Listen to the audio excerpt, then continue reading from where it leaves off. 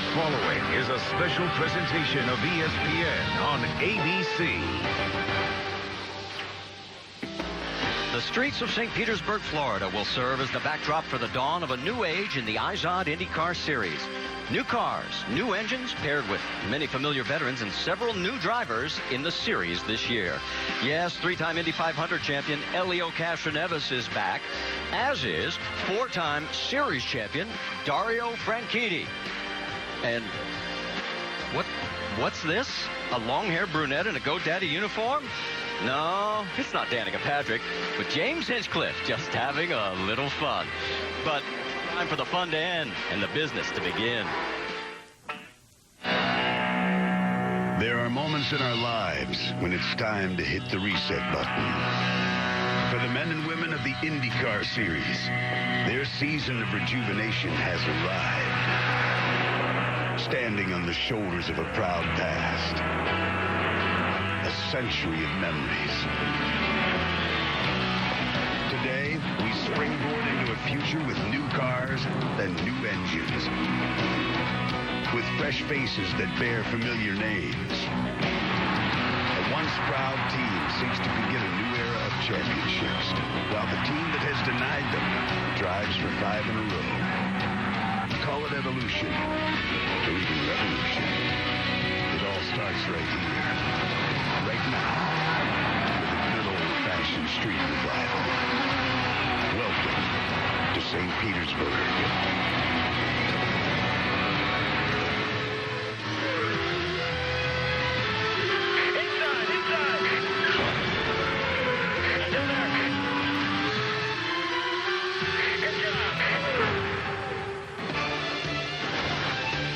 Well, for the 9th time, we're going to run the streets of St. Petersburg, Florida, and, well, every year but one, we've had absolutely perfect weather, and today is no exception. Some high, puffy clouds, but as you can see, the sun is shining bright, temperature going up into the 80s, and of course, the fans have been supporting this event for years. It's becoming a happening, and people want to be a part of the Honda Grand Prix of St. Petersburg. And we welcome you to the streets of St. Petersburg for this wonderful event. And one of those familiar faces, Marco Andretti. He's going to be making his 100th career start today.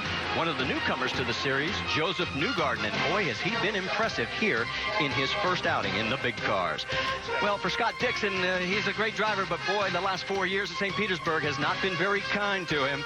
And how about a 39-year-old rookie on the left with friend Tony Kanaan? That's Rubens Barrichello, 322 career Formula One starts. And as we come inside our location along the front stretch, we welcome you. Hello again, everybody. Marty Reed alongside with Scott Goodyear, and glad to be back with you because especially what happened 5 months ago. It's been a long process, a healing process, a closure process since the death of Dan Weldon. And we will reflect back on Dan throughout the pre-race festivities, but we also want to focus ahead because this is a new generation, new cars, new drivers, new faces, and new engines. And, you know, you talk about new drivers, 21-year-old Joseph Newgarden, the 2011 Indy Lights champion. What a great job he's doing driving for Sarah Fisher Hartman Racing. You know, he was fast in practice, didn't qualify well, but he will be somebody to watch this year. James Hinchcliffe, you know, the rookie of the year last year for Sunoco. I would say that this guy in his new ride right now is going to be a contender all year long, driving for Andretti Autosport, starting 4th today, and he's really livened up that team a little bit. Now, you mentioned 39-year-old Rubens Barrichello, the oldest driver that's in the field today, but the guy with the most experience. And because this series has a lot of road course and street courses, he will be a contender throughout this year, Marty. Well, sometimes what's old is new again. How about the battle between Team Penske and Target, Chip Ganassi Racing? They're the two protagonists from last year, and it looks like it may shape up as another battle between these two. Dario picks up right where he left off after winning the championship. Franchitti wins. Dario Franchitti by a half a car length at the line. The man from down under has claimed victory. Dario and Will Power make contact. Dario Franchitti is the winner. And Will Power, the Aussie, will win. Will Power puts the rest of the field in his rearview mirror. Yeah, baby, that's the way to do it. Well, last season, these two drivers, well, they couldn't keep each other separated. Of course, he became the champion, and you were runner-up once again, Will. But you guys this year have switched to Chevy power while they stayed with Honda. How do you think that's going to mix up the competition this season? Well, it's been pretty good so far. I mean, qualifying the top 5 are Chevy engines. So, you know, we'll see. We don't know what reliability is going to be like. This will be the first time that everyone's run a full race distance. So, you know, fingers crossed that we're all good. But the Chevy guys done a bloody good job, you know, over the winter. They've worked hard, and, you know, I think we're in good shape. And I'll ask you, Dario, the same question. How do you think that's going to affect competition? Is this a benefit for you guys to stay with the same manufacturer from last year? Well, every race I've won and every championship has been with Honda, so I've got a lot of confidence in them. Obviously, yesterday was not the start we were looking for, though the Chevys clearly have a little advantage right now. We think we know where it is. We've got to work hard towards fixing that. So today's going to be a tough one, I think. I'm glad I'm with the target team. I think the guys in the pits can do a good job. The strategy will be key as well, and just going to have to drive every lap like a qualifying lap and see what we can come up with. All right, Dario Franchitti will start 10th, and of course, Will Power on the pole here for the 3rd time. Marty? All right, thank you, Jamie. Let's take a look at how these two shape up here at St. Petersburg. They each have a win, and actually, in laps led, it's Dario up front, but the average finish leans more towards Will. Will start on the pole, and as you heard, Dario qualified 10th, but he is actually going to start 9th. We'll talk more about that as we get ready for the green flag. Let's talk a little bit more about the new car, the DW12. There's a good view of it. Take us through it, Scott. Well, the DW stands for Dan Weldon, Marty, because he did all the testing on this car before he was killed back in Las Vegas. And the new car does look different than the 11 car. You can see the biplane is more efficient because of the way that the air goes over the front wing. Better impact absorption up in the front area, better use of materials through that area. Larger underwing gives the cars more grip, more downforce because of that large underwing, so you can use a smaller rear main plane. It's 4 inches smaller on this new car. Now, we've had some issues with cars climbing over the back of other cars, so to avoid this, the tail section has been redesigned to avoid the wheel-to-wheel contact. And for driver safety, we have 3 inches of foam behind the driver, 1.2 underneath the driver's seat, and a side intrusion panel to make the car safer for the occupants driving them. You can see here that the new car is definitely lighter than last year's car. We've gone away from the normally aspirated engine to the 2.2-liter V6 turbo, and those will rev up to 12,000 RPMs. The brakes are all new this year, carbon, much like they use in Formula One, so it might be an advantage to Rubens Barrichello. Chevy and Lotus are now joining Honda in the series, and we're now using a hand clutch that's mounted onto the steering wheel, something different for the drivers to now because they've been so used to the foot clutch, Marty. And you mentioned Rubens Barrichello. He is going to be in the new car for the very first time, and there he is. What a storied history. This man is 39 years old. In fact, he'll turn 40 the Wednesday prior to this year's Indianapolis 500. He has literally been racing for 34 years of his life. He said, the reason I came over here is because I do 2 things well. I'm a good dad, and I'm a good race car driver, and he certainly is. Let's take you through some of his career highlights. Well, you mentioned starting in go-karting. Everybody does that, and he did that very well for many, many years. And as you go through the feeder series, as they're saying, you get into Formula cars and you learn the craft of driving, and he did that very well. Anytime you get into a different Formula, you want to exceed your expectations, he's done that. And look at that. Formula One, 1993, 2001, 11 wins, runner-up in the championship, only because he had to follow team rules to Michael Schumacher. And let's talk to him. How about it, Vince Welch? Worldwide, one of racing's biggest stars for sure, Rubens Barrichello. Rubens, after 19 years in Formula One, what encouraged you or convinced you that the Eyes Out IndyCar Series was the next step for you? Well, I mean, first of all, because I love the racing. I just, you know, I've been watching these the IndyCar races for a long time with my best friend TK, and super races. You have to wait until the 5 laps to the end until you really know who's going to win. So it gives a best chance to everyone, and it was the best opportunity for me. So, you know, I didn't think it was going to be that difficult. I got myself here, and I had problems on the first session. When I got up, you know, in the second session, learning everything, everybody was already hammering, and so it's tough. It's going to be tough, but it's a great learning curve for someone who has 19 years of experience of Formula One. Quickly, what are your expectations for today? listen, I'm having that cold rookie feeling because it's first because I just enjoy so much, and second because I have no idea. I haven't done rolling starts since I was go-karting, so I'm gonna have all a good experience, and let's hope we can talk later that it's been good. Thank you, Rubens. Rubens Barrichello certainly wouldn't be here if it weren't for Tony Kanaan, his longtime friend and now teammate. Kanaan wants to be an aide to Barrichello while settling his own score. All right. You want to go to the bathroom? Tony Kanaan with KV Racing.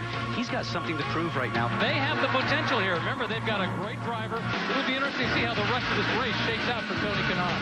TJ, he's as good as it gets on road and street courses. Tony Kanaan's going to remain in front. That was a great spirited battle for third place. Seems like everything is different for this man this year. Tony Kanaan, everything but the team name, right?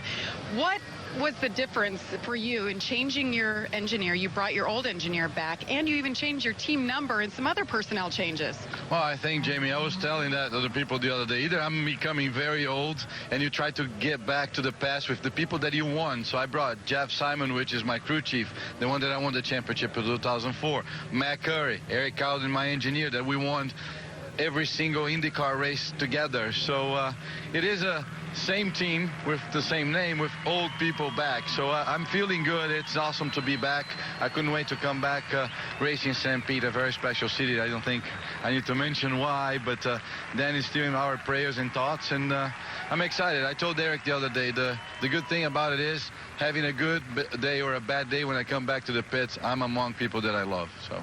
And one of those people is Rubens Barrichello. You're responsible for bringing him to the IndyCar series. How are you balancing kind of mentoring him in this series now with focusing on your own program? I think that's not a big deal. I mean, we're such a close friends. We spend so much time together that I'm answering all the questions for him, which is really weird because a guy that has so much experience like he does, the record on racings in Formula One. But I have to say it's been a pleasure.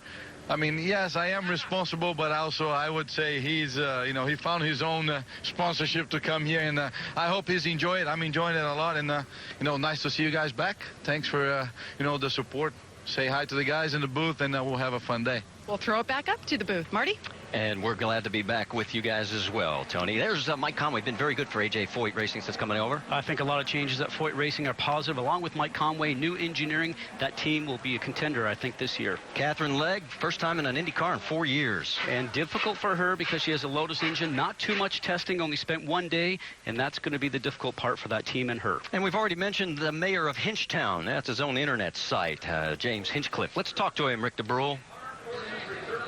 Well, James Hinchcliffe is definitely the guy at the center of the storm, stepping into the GoDaddy car that Danica Patrick drove last year. Then it was going to be Dan Weldon's car. Now you get announced that this year it's your car. So here's the question. Is there a lot of pressure stepping into the GoDaddy car as a result of all that? There's a lot of pressure, but there's also a lot of honor in it. To replace someone like Danica, who did so much for this sport, and then obviously to be the guy chosen to back up Dan is, it means a lot to me, and it was cool to get his family support on that one. So it's just great to be here, man. It's been a long off season. It's great to be in the GoDaddy car with Andretti Autosport. We've locked out the second row of the grid, so turn run here can be a little bit of an issue sometimes, but hopefully we can get through here. They didn't do a great job on that last year, so we're going to try and do a bit better. But looking for a great race day, and I want to say happy birthday to Danica because I know it's her birthday today, and also a shout out to my cousin Timmy back home in England. All right, let's talk about the first lap. Last year Andretti cars were fast. They had a problem with the crashes in the first lap, surviving them. You guys are fast again. Have you talked about that first lap? What to do? Is there a plan? Yeah, absolutely. I mean, this is a famous first corner for accidents, and right now we're heading into our first race start with these carbon brakes, and these things do not work very well when they're cold. So it's been a big hot topic of conversation about getting heat in them during those pace laps. So everybody knows to be a little bit extra cautious until we know, exactly how these things are going to work in the race. So fingers crossed we can all get through turn one safe.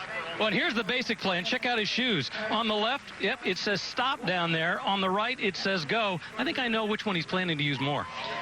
Yeah, those guys love that right foot, that's for sure. And we'll send along a happy birthday also to Danica Patrick as we take a look at the two from last year when they were racing against each other in the series. And you can see that 3 top 5s to 1 in favor of Hinchcliffe, and laps led about 2 to 1 in favor of Hinch. But the average finish better for Danica at 12.4. And, of course, Hinchcliffe takes over for one of the former stars of this series, being Danica Patrick. But there is one man that no one can replace for any of us involved in this series, and that's Dan Weldon. And earlier this month, Dan Weldon Way, right there at turn 10, was dedicated. And there's wife Susie on hand. When we come back, we'll talk more about Dan. I can't tell you how many times I've thought of Dan in the last 4 months. My job when I get in the car is not to do that. My job is to clear my mind, to focus 100% on the job in hand. And if you can't do it, you don't want to do it, or you're not able to do it, unfortunately, you're probably in the wrong business.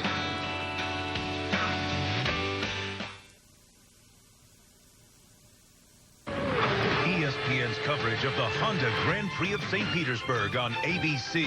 Brought to you by Honda, an official vehicle of the IZOD IndyCar Series. IZOD. Go to IZOD.com to see the latest in IZOD color and performance. And Firestone, the first name in Indy racing. Beautiful shots of the Bay Area here in St. Petersburg, Florida. And back in 2005, a young racer named Dan Weldon fell in love with this town, and no wonder why. He came here and won the race in 2005, leading the Andretti Green team to a top 4 sweep. It's never been done before or since in the IndyCar Series. And, of course, last May, Dan Weldon kissing the bricks for the second time at the Indianapolis 500. None of us knew at that time that would be the last time we would see Dan Weldon in victory lane. Got people touching tires. Go low, go low. Hold on to it, hold on to it, hold on to it. Huge wreck. There's cars everywhere. The mess all over the backstretch. Oh, my God. I hope everyone's okay. Hey, Dan, you got a copy? You got a copy, Dan? No, he's not answering. Green, green, green, green, green. Green, green, green. Got one outside. Clear, clear, clear. Clear inside if you want. The first 11 laps, the cars were moving around. It was 3 wide. It was exactly what we thought, very intense. I was holding my breath. I was trying to find a very safe spot. It was only the beginning. Absolute madness. Dan Weldon started 34th in this field. He has moved up 10 spots. I saw the first puff of smoke. Then you saw all the smoke, and basically all hell broke loose.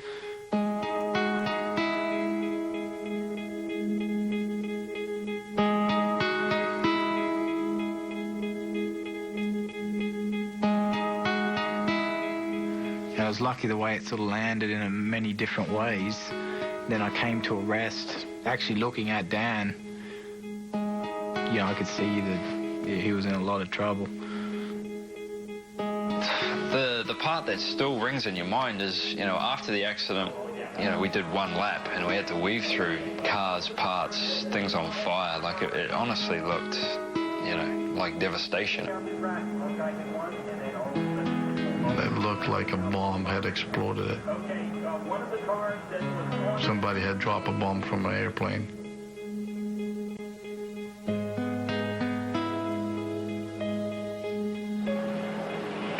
He'll be fine as Dan. He's going to be okay, and you're always hoping for the most positive, you know, kind of result. But, you know, as time drags out, you know, there's something pretty serious going on. I was actually in the IndyCar truck with Brian Barnhart, and I think Dario and Tony were in there as well. And we got the word that he died on the helicopter, and I mean, it was a bad scene. I got put to do a very difficult task, which was tell all the other drivers in the drivers' meeting, and that probably was the hardest thing I've ever had to do in my life, and I hope I don't ever have to do it again. IndyCar, its drivers and team owners, has decided to end the race. In honor of Dan Weldon, the drivers have decided to do a 5-lap salute in his honor. 30 seconds before we started the engine, Stagliani came and poked his head into my car, and somebody had cut Dan's belt out of his driver's suit. and he handed it to me. And I was holding it for those laps. And that was the longest 5 laps of my life, for sure.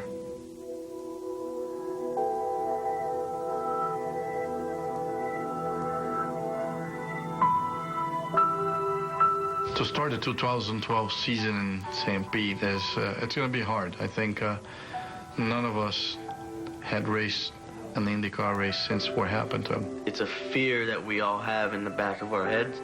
That day it was brought to the front. You have to put it to the back of your head. Yeah, I can't tell you how many times I've thought of Dan in the last 4 months. My job when I get in the car is not to do that. My job is to clear my mind, to focus 100% on the job in hand. And if you can't do it, you don't want to do it, or you're not able to do it, unfortunately, you're probably in the wrong business. We all are exposed to that, from the biggest disasters to the silliest one. And, you know, if I could choose a way to go, be in the race car as well.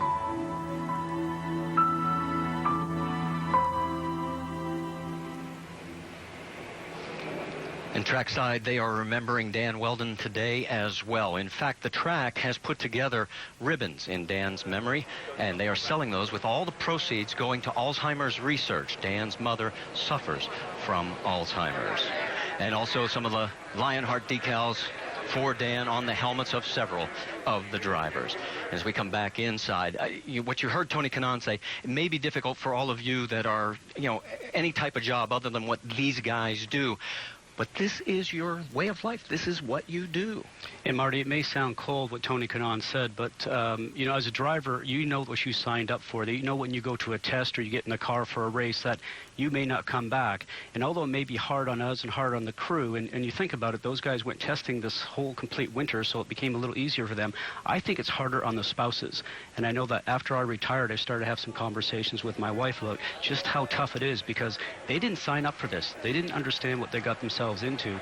And when we're on the track, we're doing what we love, and we're in our zone. And for the spouses, that's the difficult part. Well, Dan's presence obviously has been felt all weekend long. Now 26 have to climb into the car and do what no one else is going to do. That's drive. How do you focus? And that's the enjoyment of getting into the car, but actually in times like this, it makes you wonder whether you want to do it or not. But once you get in the car and you put your belts on and you put the visor on, as soon as they start the car up and you feel it, you get into a different zone, and that's what makes this whole thing worth it.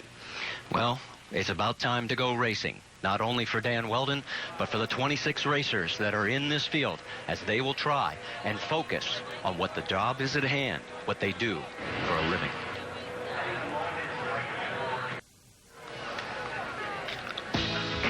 As you can see, the fans are filling the grandstands here in St. Petersburg as we're getting close to the beginning of the season.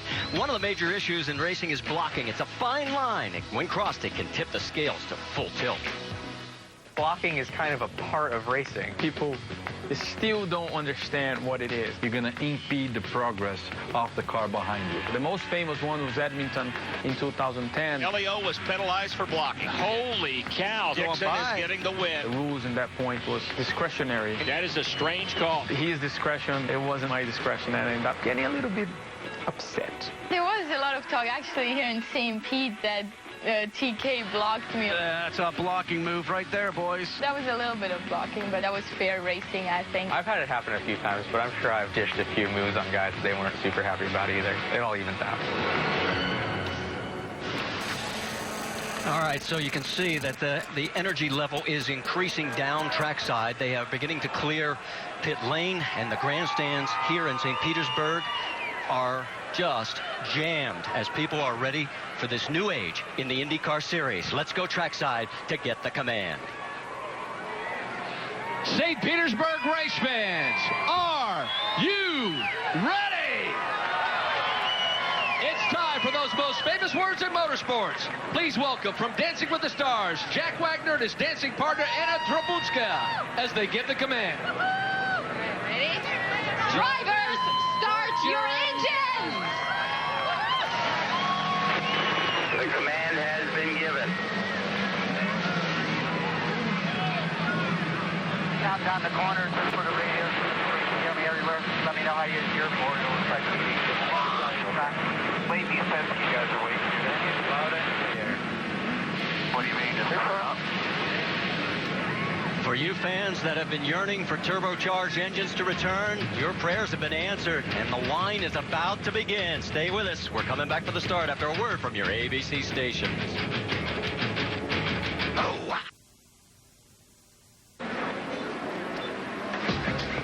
Another beautiful view of St. Petersburg, Florida, and you can see our weather just partly cloudy, those high puffy clouds, 81 degrees and a good breeze, 10 to 20 miles per hour. Go to shophonda.com and enter for a chance to start the Indy 500 in the IZOD IndyCar two-seater, driven by nobody else but Mario Andretti himself. Today's fan, going for the ride of her life, is Stacy St. John from Port Charlotte, Florida. And underneath that helmet, I think there is a grin all the way from here over to Port Charlotte.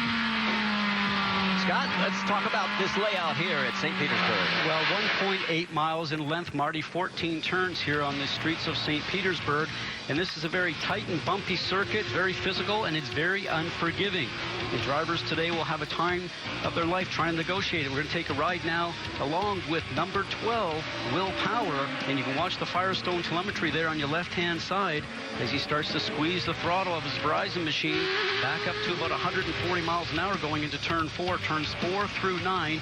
Very difficult to maneuver, very bumpy, very tight, very tough to get past in this area. You can see you're going to go through some shadow areas here, coming out of turn 8 towards turn 9, then hard on the gas and back up through the gears, through the kink at about 140 miles an hour onto Dan Weldon Way, entering turns 13 and 14. As you can see right here, this hairpin very tight. Will be a lot of confrontation going on here. You have to get out of here very quickly because you need that run down the straightaway. There'll be a lot of passing going into turn 1, which is right down the end of this Albert Whitted runway. All right, thank you, Scott. And let's take a look at our Honda starting grid across the top of your screen. 3 men broke the old track record, including our pole sitter, Will Power, and his teammate, Ryan Briscoe, right alongside. His 3rd consecutive pole here at St. Petersburg. All right, let's take a look at our race analysis. Specifically, let's zero in on the tires, Scott. Well, we've got new cars and new engines, but the tires are the same reliable Firestone Firehawks that we have. The red sidewalls, when you see those on the cars, they offer more grip, but they wear a little quicker for the drivers. The standard black sidewall tire, it does get a little bit less grip, but will last longer. So drivers will have the choice of what tires they'd like to use in each segment.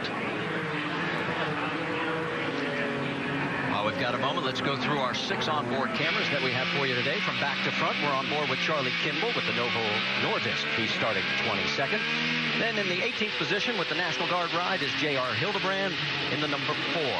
Starting in the 9th position, because of a problem we'll explain for the 77, Dario Franchitti in the Honda onboard camera.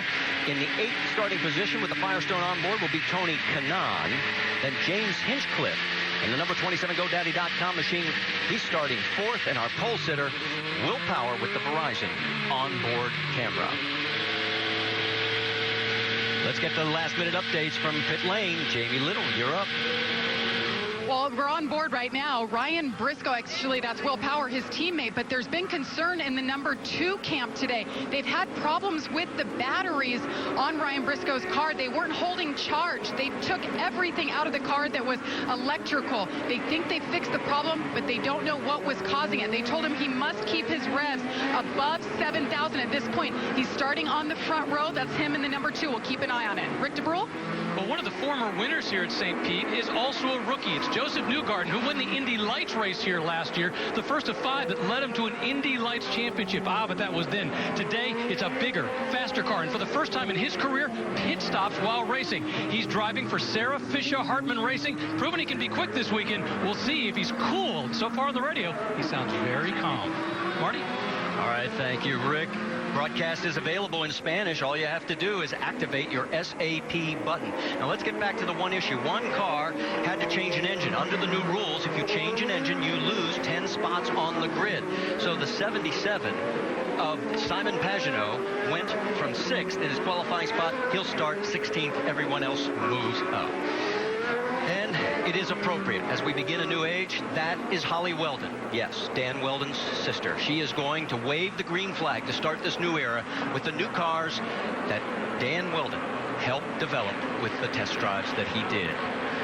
As they come around the corner, the starter will have the field in hand. The front row, all Team Penske. Pace car pulls off.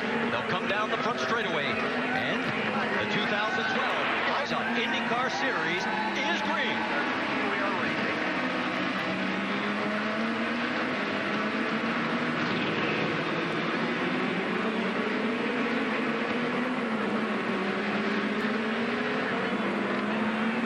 We're already well ahead of last year. Remember, last season, the first turn was a debacle, a multiple car crash. In fact, that man right there, Scott Dixon, was involved. He still got back into the race, ended up finishing 16th. Weaving their way through turn 8, now heading towards turn number 9. Hinchcliffe right behind him there in the 27. There's your race leader, Will Power, followed by Ryan Briscoe. Third is Ryan Hunter-Reay. On board with Hinchcliffe. What a great job James Hinchcliffe has done. A lot of pressure sitting in that seat. Getting the first start here in anger. Remember, all of these drivers have tested these new cars and these new engines, Marty, but a lot of them I spoke to said we don't know what they're going to do when we first get them into traffic. This is their first experience now. As they come down to cross the stripe, second year in a row, Will Power has led the opening lap of the season, and the 9th consecutive race he has led in the series, and by far way ahead of everybody else. And you saw Helio Castroneves have a little look underneath James Hinchcliffe, but underneath braking, he could not get it done. Helio's a little bit on the charge right now, and I think Helio's felt the pressure over the last couple of years, Marty, because his teammates sometimes and most often have gone faster than him. Well, he had a disastrous 2011 by his own admission. No wins, 11th in the points championship. Did not win a race, did not sit on pole, the first time in his career in a long time that he had that situation. And you can tell deeply when he talks about it, it's disturbing to him. We mentioned the fact as you continue to watch Helio Castroneves, he is, of course, in Chevy Power. The top 5 positions taken by Chevrolet in qualifying. 7 out of the top 10. In fact, the one engine manufacturer that has been, shall we say, trying to play catch-up has been Lotus. That we knew they were going to be behind. Their best qualified effort was 17th by Oriol Servia. There is Scott Dixon. Of course, Dixon, we mentioned the fact that he has had some issues at this racetrack over the years, as he's had 6 DNFs in his career. 3 of them came right here at St. Petersburg in 08, 09, and 2010. And he finished 16th last year after that lap 1 incident. He's probably feeling good about himself right now that he's got this far. But a lot of these drivers right now are trying to set into a pace, Marty, because fuel mileage is a bit of an unknown. Yes, they've tested, but with all these new engines and the turbocharged power plant that they have versus that 3.5 normally aspirated engine they had last year, everybody in the pit lane right now, all the engineers will be looking on their telemetry on their computers, trying to figure out what the fuel mileage is going to be and when we're going to pit. Another guy that's got to be thrilled right now is Marco Andretti. The last 2 seasons, he hasn't made it through turn 1. 2010 at Sao Paulo, last year here. Remember, he got upside down on that multi-car crash, and he is running out there up front. And you saw they had red sidewall tires on. Those are the ones that Firestone provides that have more grip. They might not last as long as the standard Blackwall tires. But for him, he wanted to get a charge on from where he qualified. He wants to try and move through the grid. Getting word that there was some contact between Joseph Newgarden in the 67 and Alex Tagliani in the 98. Let's see if we can pick it up for you as these guys race down towards turn 4. That's Newgarden on the left, but right there behind. Just a little bit difficult to read the braking zones. Remember, we talked about these tires. This is some great battling going on here. This is a section that you generally don't see wheel to wheel. Well, now with the situation we have with these new bodywork that we have, the wider bodywork that's on here, you can actually do a little bit of bumping side to side and get away with scenarios that you may not have gotten away with in last year's car. You can see how wide the bodywork is. It really comes out in about level with the wheels, both front and rear, and that was designed specifically for that. It's J.R. Hildebrand. As we come back towards the front of the field, there goes Will Power, Ryan Briscoe, Ryan Hunter-Reay, 4th place Scott Dixon, 5th Mr. Hinchcliffe. What a great sense of humor Hinch has. We mentioned his Hinchtown.com. He is actually the mayor of this make-believe town. He says, I've created a monster. On-board angle, Scott, and watch the suspension. And watch how close we get to the wall here. Now going through turn 8. Coming towards 9. So important to come out of here down a long straightaway. You're going to start going through the gears. Let's listen. Through the kink, flat out, coming hard into braking. turning left onto Dan Weldon Way. Now, the turns that were coming up through here, 11 and 12, were difficult last year, but these new cars have more downforce, more grip, a little bit easier for the drivers to maneuver. This is the important turn right now, to get on the gas, try to get a run at the car in front. If you are delayed coming out of there, you will not be able to get a slipstream, the draft as they call it, and be able to dive on the inside of the car ahead of you. And that's what Hinchcliffe need to try to get accomplished with Scott Dixon just in front of him. And we were able to see on that Firestone telemetry how fast and the RPMs that these turbo engines are creating as they streak down towards turn number 4. And we've seen a lot of cars run off in this section because it is a very fast corner.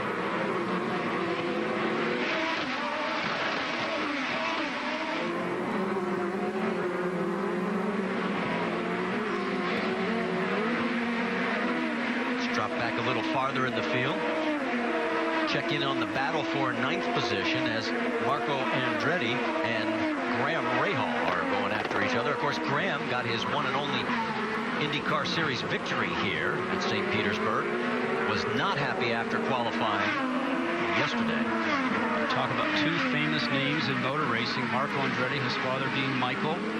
His uncle Mario, winning the 1969 Indianapolis 500, also a world champion. And when you talk about the Rahal name, Bobby Rahal, 3-time IndyCar champion, and also the 1986 Indianapolis 500 winner. You talk about pressures coming into a series, you see just a little bit of lock up there on the right front tire.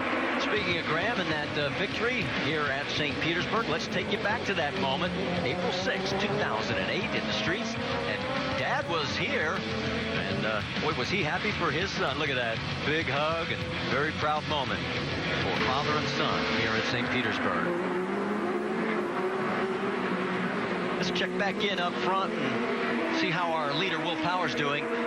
We can tell you the top 14 cars started this race on the red or softer compound, the alternate tire, and Power's lead is now 1.4 seconds as we are about to complete lap number 7 of 100. Well, the thing that Will needs to do, he needs to keep on pushing, try to build a gap between himself and his teammate Briscoe, who's directly behind him, because if it's under green flag pit stops, you hope that the lead that you built up, you can keep that as an advantage. And while Will Power continues to pull away, we'll just give you a quick note. Our biggest mover so far, Takuma Sato. He's moved from 14th to 11th. We're going to step aside, go side by side here at St. Petersburg.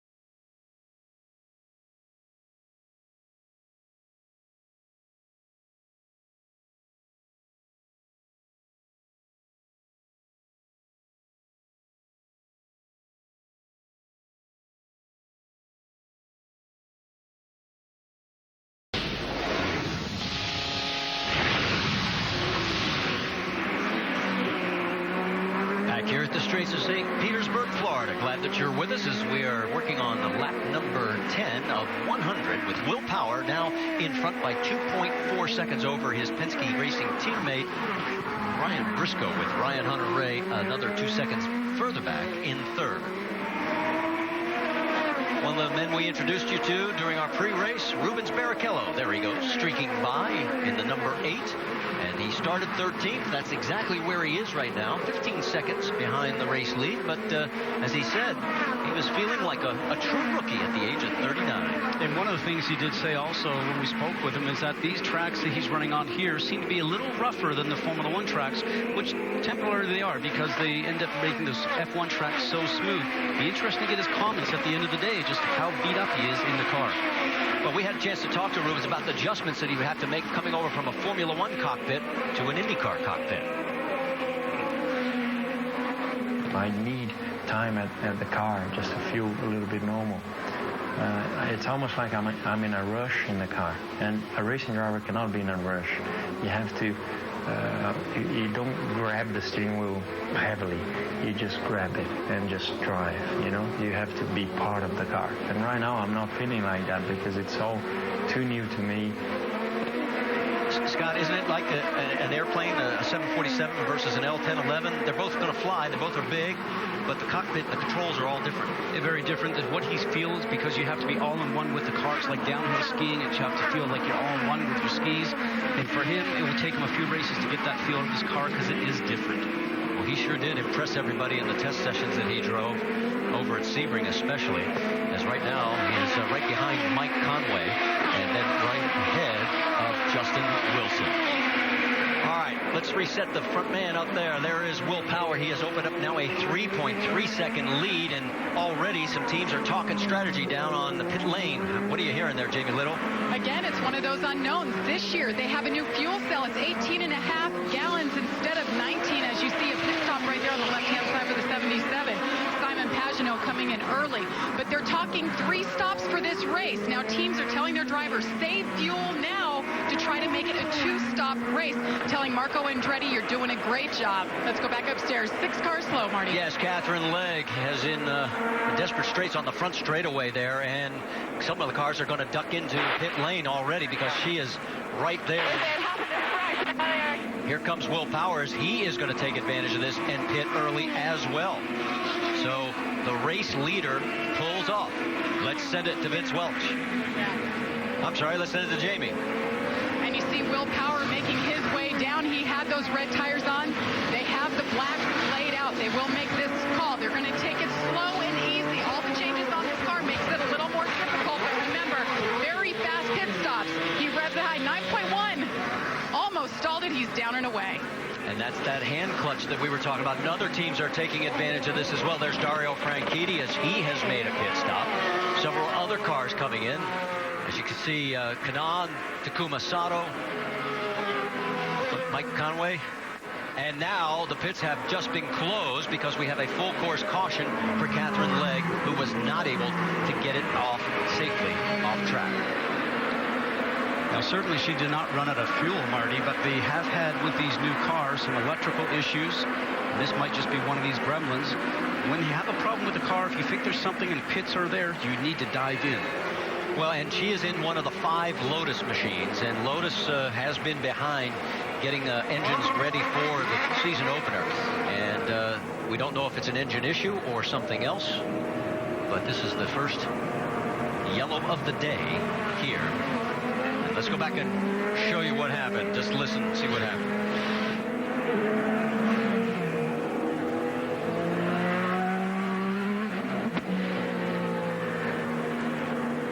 Just turned off, and she was close enough to the pit entrance. She really should have tried to dive in. So now she's obviously losing many laps, and if they get the car repaired, then she can get back out. It's going to be time on the track for her because she has IndyCar experience, has not been in the car for quite some time, and didn't even race last year. So right now, just to get miles on that Lotus, Marty, is important so they can continue to see what that engine package needs to improve. Pit lane is still closed. Those cars that were able to get in, did they have the advantage now, or Well, it all depends on what happens with further yellows. And for Ryan Briscoe, who decides to stay out, remember, we're only in lap 13 right now, and they're saying that you can get to probably 28 or maybe 30 laps on these smaller tanks with these new style engines. So we'll have to see if he ends up in a scenario where he can actually get the timing right over the next up to 100 laps, and he ends up being at the front. Well, we've seen Team Penske do this many times before with those split strategies between two cars that are running up front. Exactly, and that's exactly what we're doing. Now, but for Ryan, you heard that Jamie had mentioned that he was told to keep it above 7,000 RPM. That's really when the alternator kicks in, starts to create power for the battery. So now behind the pace laps here, he's going to have to keep it in first gear, keep the RPMs up so he can recharge that battery in case there really is a problem with the electrical system. On board there with James Hinchcliffe. Right now shown in 4th position. Pits were open, so no takers. So now, different strategy. We're going to see what happens as it continues to unfold here. Now, we talked about the new brakes on these cars, the carbon brakes. When they do come back to green, it will be up to the driver's responsibility to what we do call drag the brake. You put your foot on the brake pedal, warm up the brakes a little bit, so when you get down into turn 1, you end up locking the wheels. And you saw when we went on board with Will Power, he actually was able to get in and get back out and is shown in the 11th position. Great advantage for him because as fast as he is, he'll start working his way through the group here very quickly. Well, remember Simon Pagenaud also stopped right before Will Power. Pagenaud, because of the penalty for changing the engine, started 16th, was mired in traffic. He stopped. He comes back out. He's shown in 17th right now, so no advantage there. He's stuck right where he was. And it didn't work out timing-wise for him. Now, he's very fast. He was up in the top 6, and it's going to come down to his strategy play if he can actually get himself to a point where he can be up with the front leaders. Right now it is Briscoe, Ryan Hunter-Reay, Scott Dixon 3rd, James Hinchcliffe, and Helio Castroneves rounding out your top 5. And Catherine's turned around in the opposite direction. That's because they brought her in through pit out with the tow vehicle to try and speed that process up. Now the crew will turn her around and see if they can diagnose the issue. She was not in any form of race car last year, and the 3 years prior to that, she was running the DTM series over in Europe.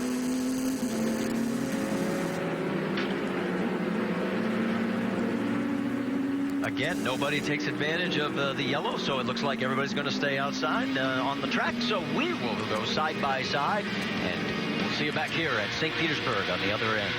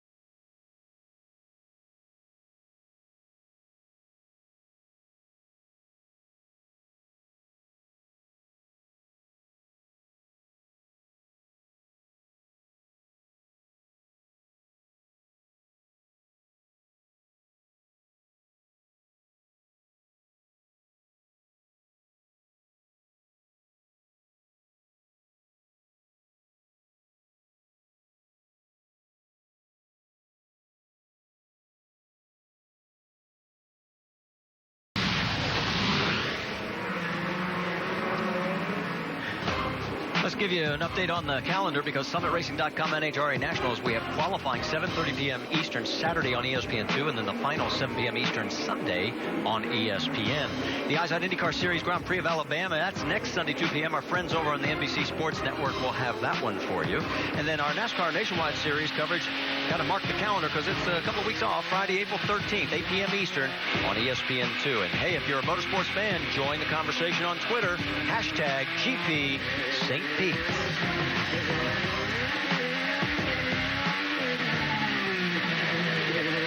So we'll be going back to green flag racing next time to the line, and we will be working lap number 18 at that point.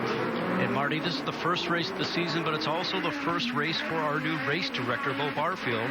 And some changes have happened. Previously, the start and restarts were called out of race control. Bo has turned that over to the starter. So this start will be under the command of the starter in the flag stand, whether he likes the lineup to give the green. And you saw our race leader. That's Ryan Briscoe, second place, Ryan Hunter-Ray. Behind him in third will be Scott Dixon.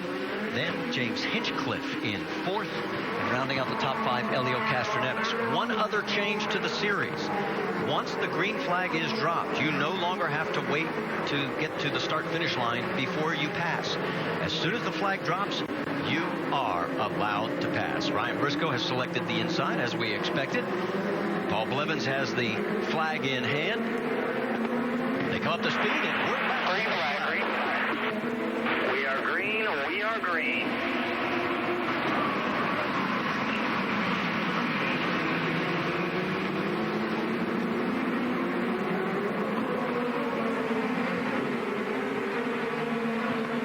Everybody seemed to make it through turns 1 and 2. Boy, a quick little flip of the wheel by Hinchcliffe. And Hinchcliffe's on the inside, and that's called defending your line, which is now allowed this year.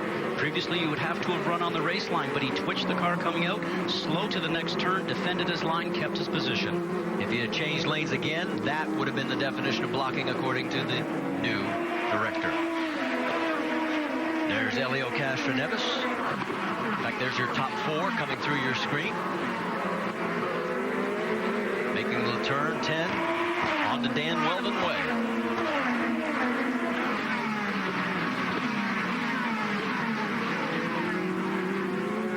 Right now it's a Chevrolet leading, along with a Honda being second, and then another Chevrolet followed by Nice quick start there, pal. Real nice.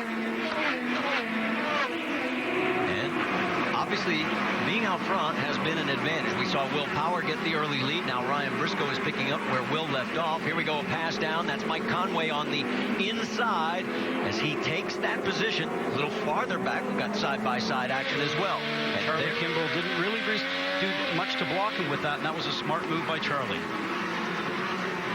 Coming down towards turn number 4 again on this 1.8-mile street layout. There you see Will Power.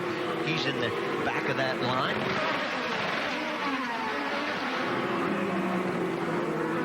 And what Will was hoping for, so we're going to watch a replay here, going through the tight sections 4 through 9.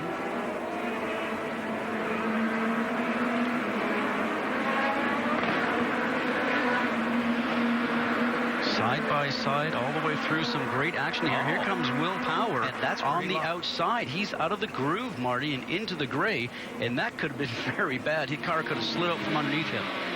Let's watch.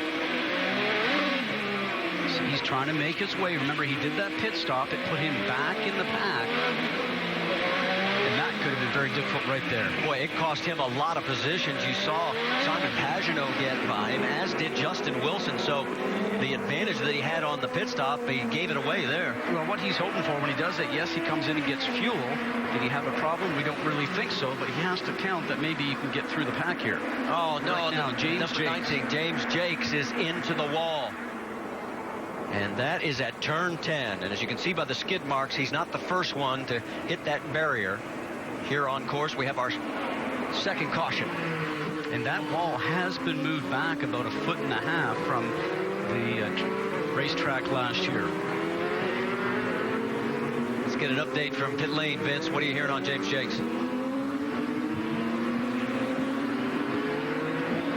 He had just come in. James Jakes had just come in a moment ago. He had gotten the nose of the car banged up on that restart. As a result, he had to come back in, get a new nose. He was trying to catch up to the pack. Apparently went off. All he came onto the radio and said to the team was, "I'm sorry, guys." All right, let's go back and take another look at it. Come down here. It's a very bumpy section. We talked about how bumpy this track. It looks like he's carrying too much speed in.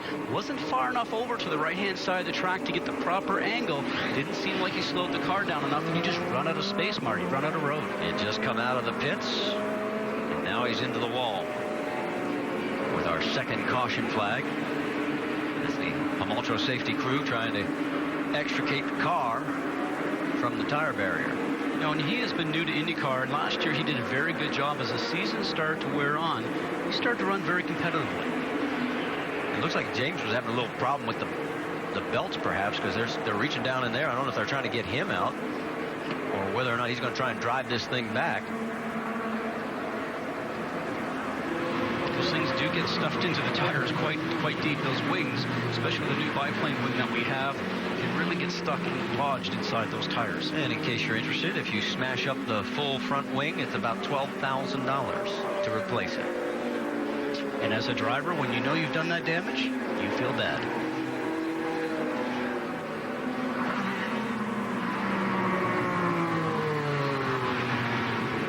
But we're hearing that the pit lane is going to be open, and now the question is anybody going to take this time? As we saw them working on James Jakes' car, I think the car is stuck in gear, so it looks like he has a problem. Or that it was just really lodged in the tires. There you go. Yes, lodged in the tires. All right, so let's see if anybody's going to peel off and head down pit lane. Yes. And another yes, and a third yes. So not everybody in that top 9 that has yet to pit, but here comes Brian Briscoe as he peels off, as does Barrichello and the 38 of Graham Rahal. Let's send it to Jamie Little. Roger Penske making the call for Ryan Briscoe. The electrical problems have been fine. Loose is the call for black sticker tires down and away. Ryan Briscoe is out. And you saw the captain, Roger Penske, at age 75. He still stands on that wall the entire race. Those cars that did take the opportunity to pit, they're going back out the same way they came in. And as we get back to the track action, we're going to step aside just for a second. We'll be back after a word from your ABC stations.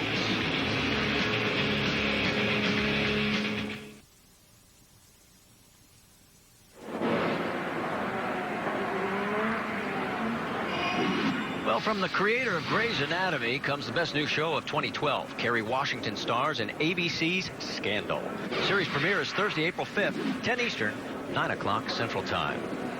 Back here under our second caution, and while we were away, the 11 of Tony Kanaan came to a stop. Jamie Little has reported that a battery issue again, and this is something that the Chevys have had here in the early go. And Jamie, you got more for us? Well, the team said, Tony, stay in the car. Let's get a jump battery. Tony just talked to the Hamaltro safety crew. They told him they don't have that. He indeed needs to get out of the car. So very unfortunate for Tony Kanaan. He had just told his team, have a little faith, guys. We're going to be good today. And his battery died. I think what's happening here, Marty, is that the new system with the hand clutch and everything running on electronics, if the battery has died, possibly he could not get that into neutral. And with the old foot clutch, obviously, you could clutch the car, and right now they can't move the car because the car is still locked in gear. Well, 6 of his prior 7 starts here, he finished in the top 5, many of those in the top 3. In fact, only once, before today, he finished 10th back in 2010. Today, it's going to be deeper than that. We're going side by side.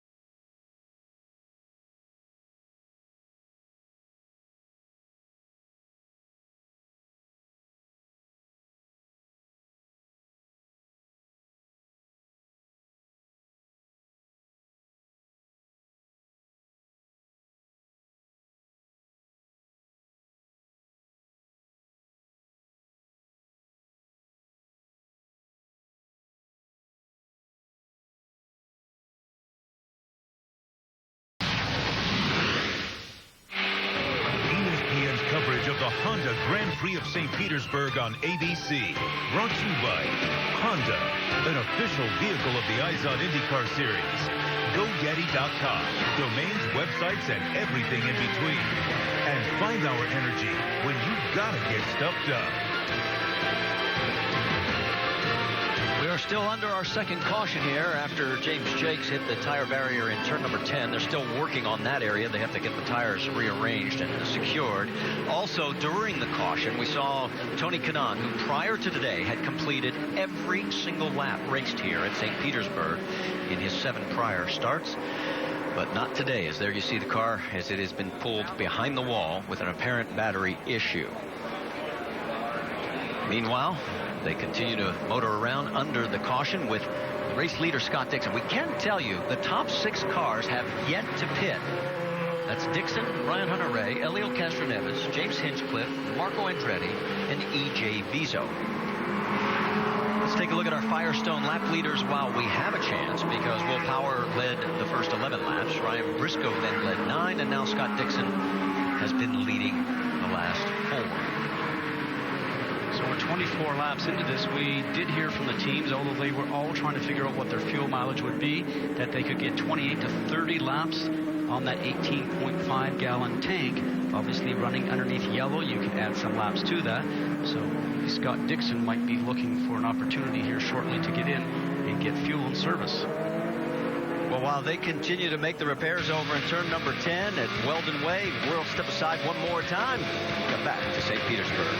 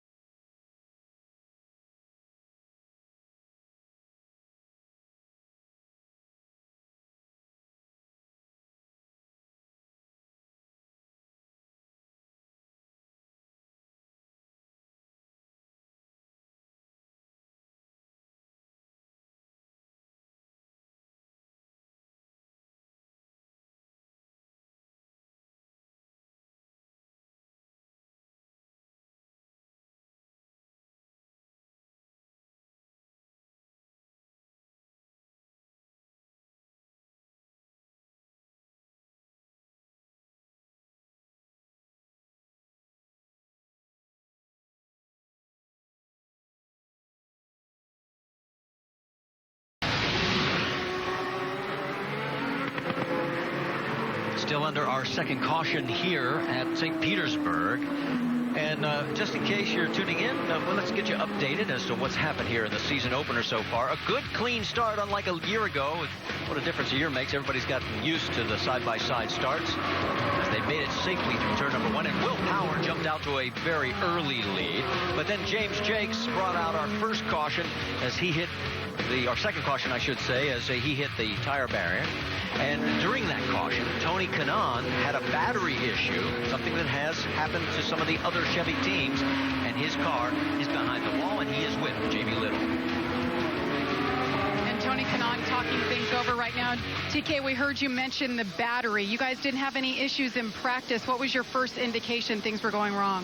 From lap 1, I started to get the low voltage alarm. I don't know if, either was the alternator. I mean, the battery, I said it was a battery because my dash went blank.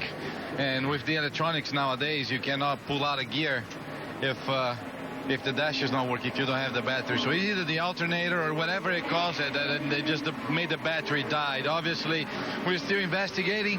Maybe having the in-car camera helped too. We never had that until now. So it's unfortunate, but those problems, you expect it when it's a new car, a new engine. Unfortunately, it happened to us. So I think it's a beautiful day for racing. What a beautiful day. The crowd is being awesome. So I think we had much bigger problems in life than just dropping out of the race. It's sad, but I want to thank my crew guys, and let's keep thinking about that. That's all I can think about it. Always optimistic, Tony Kanaan. Good thoughts from TK as we are still under this caution. And you saw there was Simona Di Silvestro. She has made it back to pit lane. And Rick, what happened to her during this caution period? It's the same basic problem that we heard from Catherine Legg. It just died on the track for no reason. They got it back. They've been working on it. They're still trying to download some of the information. What they've said is they may go ahead and push it all the way into the back and work on it and get it back out. At this point, what the team says is we need test time. Think about this. Some of these teams haven't had a lot of testing time, and so their goal at this point is to do their best to get the car back on the track so they can get some miles behind them. And you can tell by the logo, she is another of the Lotus drivers. There are a total of 5 right now. All right, let's reset the top 5 for you. It is Dixon, Hunter Ray, then Castroneves, Hinchcliffe, and Andretti. That's your top 5. Then rounding out the 10, it's Vizo, Sato, Franchitti, Conway, and Briscoe. And the top 6 have not yet pitted. Green flag control. Green flags in the air. We are green.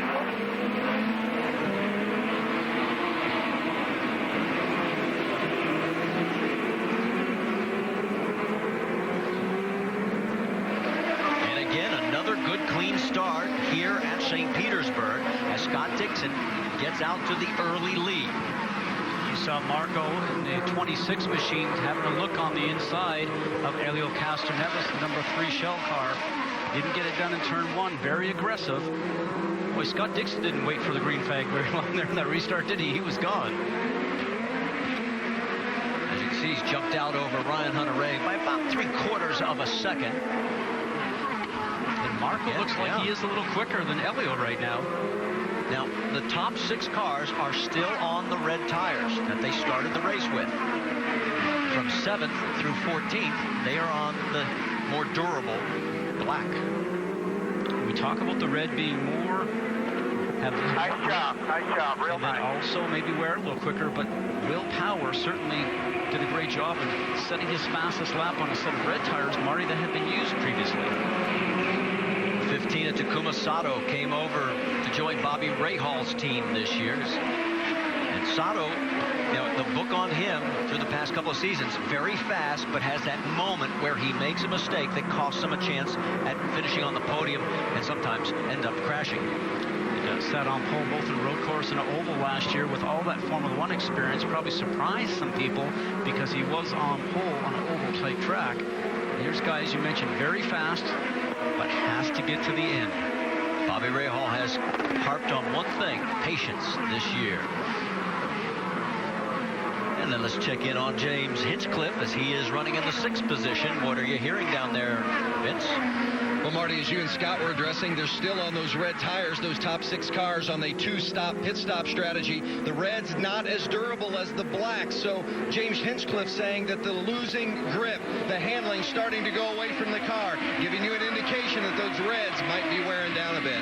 Now we're working lap number 31 on board with James on the right side of your screen. You can see how bumpy the street course really is here.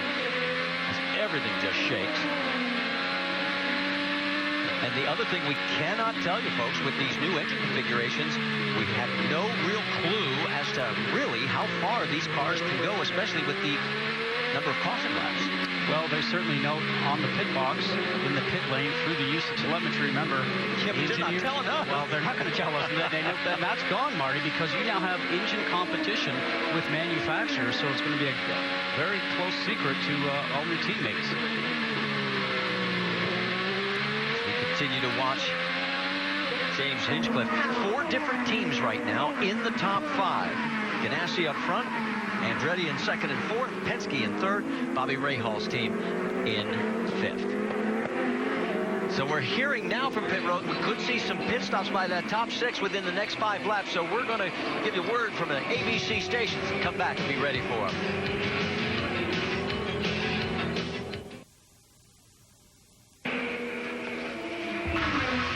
The Honda Grand Prix of St. Petersburg the last 4 years has not been kind to that man, Scott Dixon. But right now, those are all memories of the past because he is out front by a half a second over Ryan Hunter-Reay. Elio Castroneves is third, Marco Andretti, and Takuma Sato is the top 5 with James Hinchcliffe in 6th. Those 6 cars have yet to make a pit stop, and we are working lap 34 of 100. These cars are going to try and make it on 2 stops. Well, we talked about before, knowing that they could go, we were told 28 to 30 laps, had some yellow caution periods in there. Does that number now become getting to 38, maybe getting to 40, 45? We'll have to wait and see.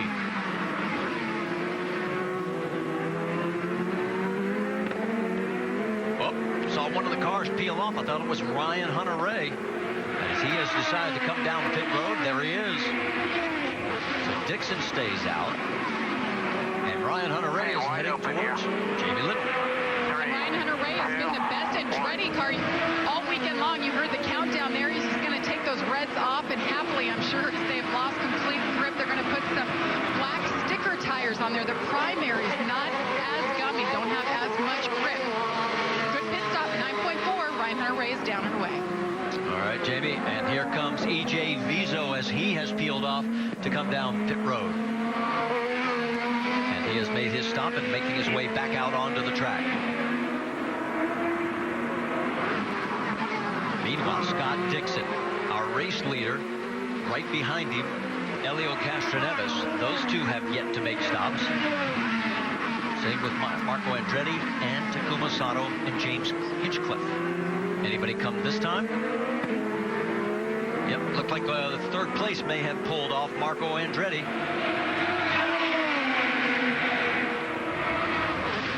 And there is also James Hinchcliffe as he has come off. It's a long, slow drive as they head down towards Vince. Well, and Marty, one of the issues for James Hinchcliffe is the fact he said it just had a little bit of an understeer. They lost a little bit of grip, but they're not going to make any chassis adjustments. It's just going to be 4 tires and filling it up with fuel for James Hinchcliffe. Watch the exit of the pit box using that hand clutch. The exit of the pit box, he does get out smoothly. A lot of drivers have had trouble with that this weekend. We can tell you that's a little longer stop at 11 seconds plus, and Marco Andretti's stop was quicker. He is already back out on track. So here are your top 2. They still have yet to pit. In fact, they are the only ones. Still good here, Scott. We're hearing now that those 2 are laid out with fresh tires and ready to go. And they're going to stay out at least one more lap. And both those drivers with their experience, Marty, are very good at making fuel mileage. It means rolling the car into the turn, getting on the gas smoothly, not stabbing the throttle. Smooth under braking. Dario Franchitti is another one. They might get another lap more than anybody else out of their competitors. Heading down towards turn number 4.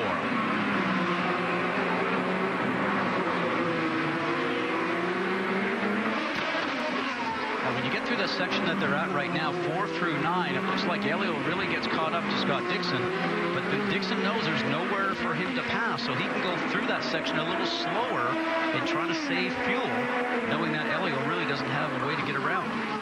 That 3rd car in the screen is Takuma Sato. He's 2 seconds behind the race leader. Okay, we'll pit on this lap. We'll pit now. Pit.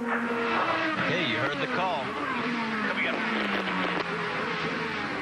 Sato. Black tires, full fuel here, Scott. No front playing. And Elio's going to come right with Dixon. 60-mile-an-hour pit lane speed. And Elio's going to hit his box first, so let's send it to Vince Welch. Rick Reineman is on the outside front. 29 years over the wall for Elio Castroneves. He reminded his crew, let's be smooth. They're also going to make a front wing adjustment for Castroneves. Jamie Little? Scott Dixon very frustrated. He didn't get called in that first round of stops when his teammate did. This time they come in, 4 tires was the call. They filled it up with Sunoco fuel.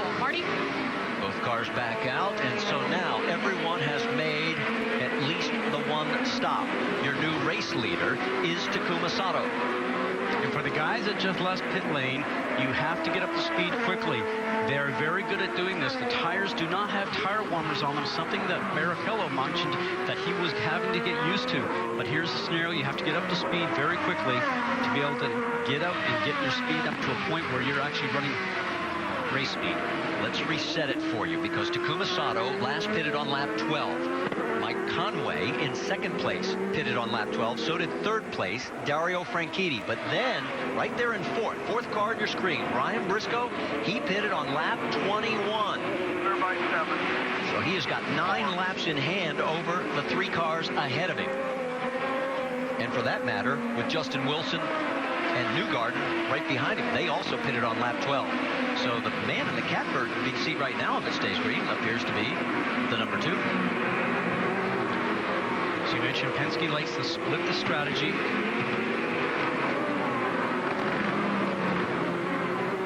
There's Joseph Newgarden. Boy, he has been impressive for Sarah Fisher Hartman Racing. Had a chance to meet the new partner, Wink Hartman.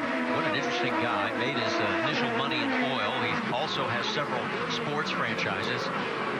And we move forward the back. There is Will Power coming into screen. Now, Power had dropped all the way back to 14th, but through the cycling of the pit stops, finds himself in 8th place right now, 6.5 seconds behind the race leader.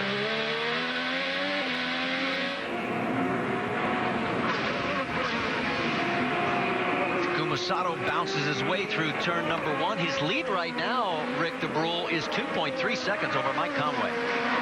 Yeah, that's actually dropped off just a little bit. At one point, it was up to 4 seconds, so Conway's starting to reel him in. They've been telling him, good pace, but you need to keep pushing. Now, it's important to point out that on each restart, Takuma Sato has been able to gain positions, about 3 positions on each restart, so that's helped him out. I was talking with Jay O'Connell, who's his engineer, and he was saying that one of the things that's impressive about Sato is his ability to get up to speed quickly. And I think that's exactly what he's been showing on these restarts.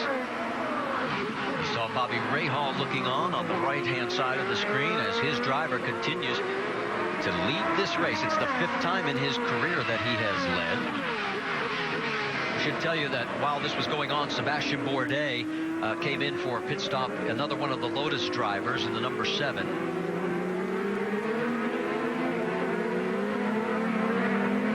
He comes back out in 22nd position. 2.4 seconds. Let's go back a little deeper in the field as they come out of turn number 14. And there's Barrichello, and there's our race leader. The hardest thing sometimes to do when you're leading is just to make sure you keep hitting your points, not making a mistake. You're trying to judge how fast you're going. It's sometimes easier to be the guys behind chasing the guy that's in front. You see he's still got the red tires on. We heard that the red tires do go off after a while, and as a driver you will start to feel that because you start to turn the steering wheel and maybe the front's starting to do what we call understeer. We had a report on that earlier. That's where the front will not turn when you ask it to. The front wheels don't react in time, so you end up having to slow the car down from the turn just a little bit. Well, there's an interesting observer. That's David Letterman, and of course a part owner of Rahal Letterman Lanigan Racing, as he is listening in and looking on with all of us here at St. Petersburg.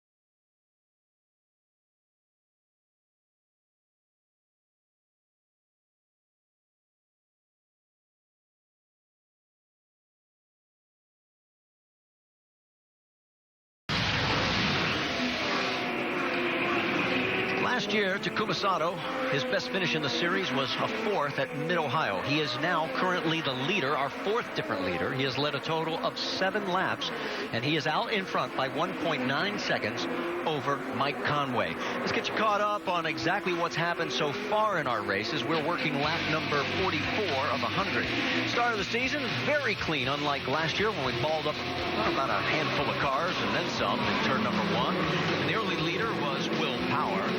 We had 2 cautions so far. The second one brought out when James Jakes just couldn't get it slowed down enough, and he hit the tire barriers in turn number 10.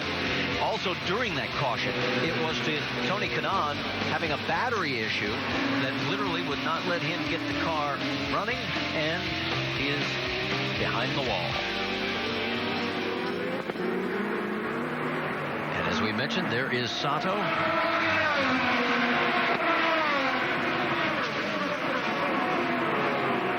Servia, another of the Lotus drivers, had the pit stop and looked like it stalled on the way out.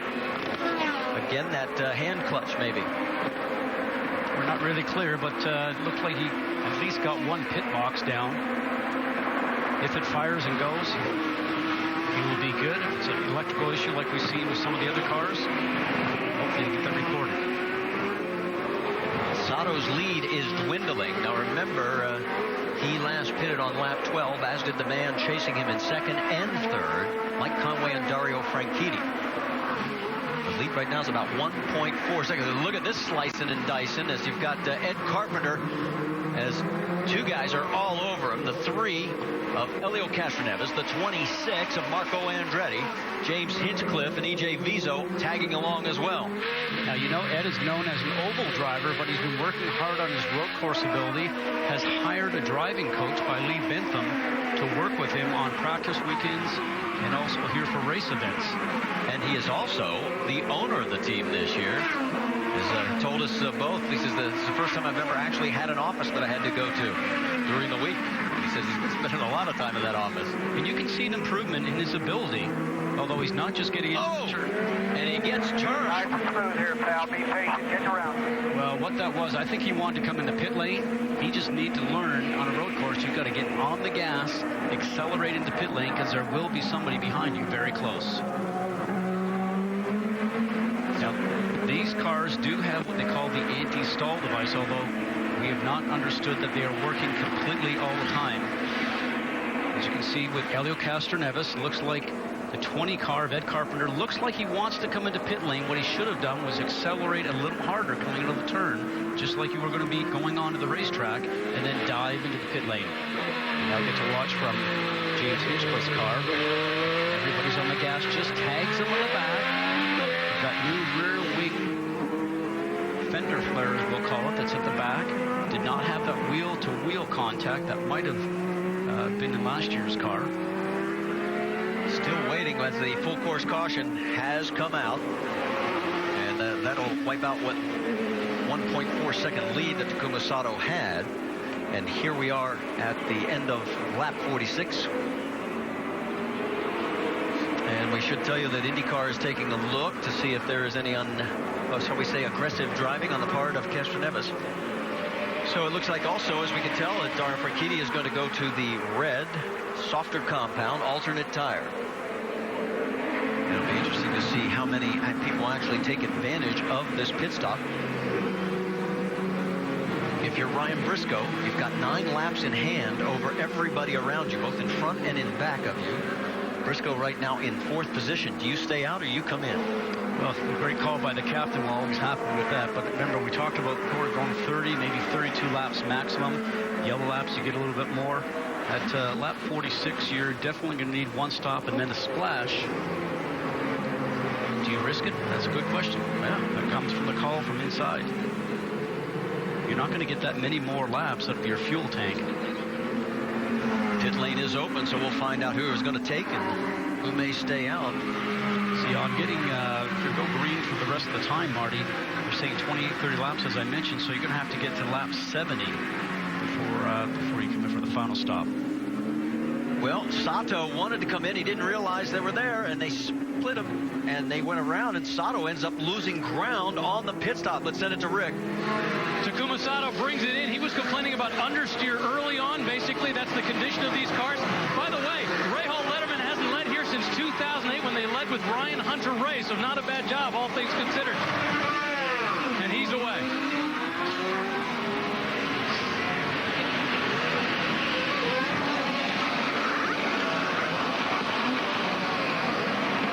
Pit stops continuing. The Reds and Dario Franchitti, his time at 10.7. A pretty good stop there for the 10 crew. Also, there is the 12 going back out with Will Power. Rubens Barrichello, I thought I saw in that mix as well. We'll double check on that. So he did pit. The cars that stayed out right now, as there is the 18 of Justin Wilson being pushed down towards his pit box, so a problem there. So we'll have to check in and see what happened with Justin. He had a pretty doggone good race going until this moment, but this is some of the things we knew could happen with the new engine configurations, and it is. Stay with us.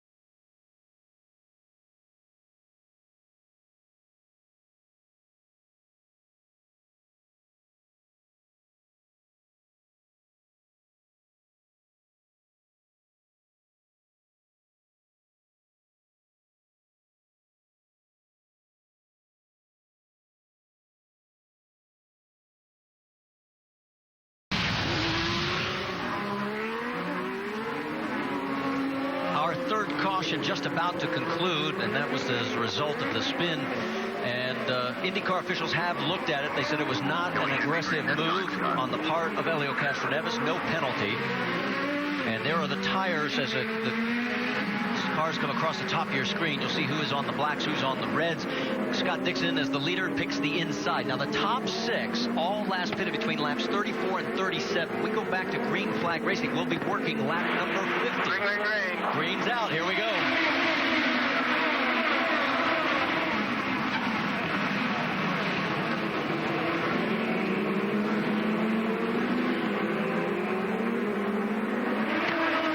Again, another good restart through turn one here in St. Petersburg. E.J. Viso took a peek down inside, and Hinchcliffe in the 7. Sebastian Bourdais going after each other, and Hinchcliffe gets the better of it. Out the back of the 27. Interesting to watch Hinchcliffe on those starts. He'll learn to get up there a little closer to the group and be a little bit more aggressive. Remember, just his second year in the series against all those veterans that have a lot more experience than him. E.J. Viso now starting to have a little look. If he can get that opportunity down the straightaway, he's definitely going to have more power. That is for position between the 7 of Bourdais and the 5 of E.J. Viso. Bourdais Bourdais last pitted on lap 39. Nice work, Sebastian. P7. Good work. Vizo last pitted on lap 34. In fact, of all the cars that came in at lap 47, it's Briscoe in the catbird seat as underneath. Wheel-to-wheel action. Nicely done on both parts. No contact. Well, very tough to get past Sebastian Bourdais with all his experience that he has. Vizo definitely has a little bit more horsepower with the Chevrolet engine. Probably should have had a cleaner run sooner coming down the straightaway on him. Good tight action going on right now. On board with Dario Franchitti. Franchitti, a 4-time champion. Of course, the man in that number 7, a 4-time champion over in CART. You've got Ryan Briscoe just ahead of him in his Izod Penske machine. Just to give you an update, we'll let you know whatever happened to Will Power. Well, he is right now shown back in 19th position. Sebastian Bourdais in the golden black car. He gets out of the turn on 13 and 14 really well. The number 5 Citgo machine, Vizo, just can't get out of that turn fast enough to take advantage of his power going down the straightaway. Well, we mentioned Will Power, and there he is. And Jamie, what's going on with Will Power? He's 13 seconds behind the race leaders. Definitely not where we're used to seeing him at this particular racetrack, or any road course for that matter. They knew this would happen, just the strategy that they're on. Remember, they pitted early in this race. Now, the tires they put on are the reds, but they're scuffed red. These are the same tires he ran at the end of qualifying. They're their worst set, and he knows that. They're communicating. He's just trying to get around cars one at a time. Well, he pitted here on lap 47, as did a bunch of the other cars. This was our pole sitter. The top 5 were Chevrolets. The front row was all Team Penske. Are you a little more concerned? Well, I'm just wondering whether or not, he set the downforce on his car, the wing angles, to give you as much grip in the turns or lower amount of grip in the turns. That's really a preference by the driver working with his engineer. If he had set that as if he was going to be out front leading all day long, maybe he's just not running good when he's behind traffic, which is generally in front of him now. Well, there's 11 cars in front of him that pitted on the very same lap, so this is going to be interesting. One cool thing that Will's doing for us in the 12 car, he is streaming live on IndyCar Mobile. It's only from Verizon. If you've got it, you've got Will.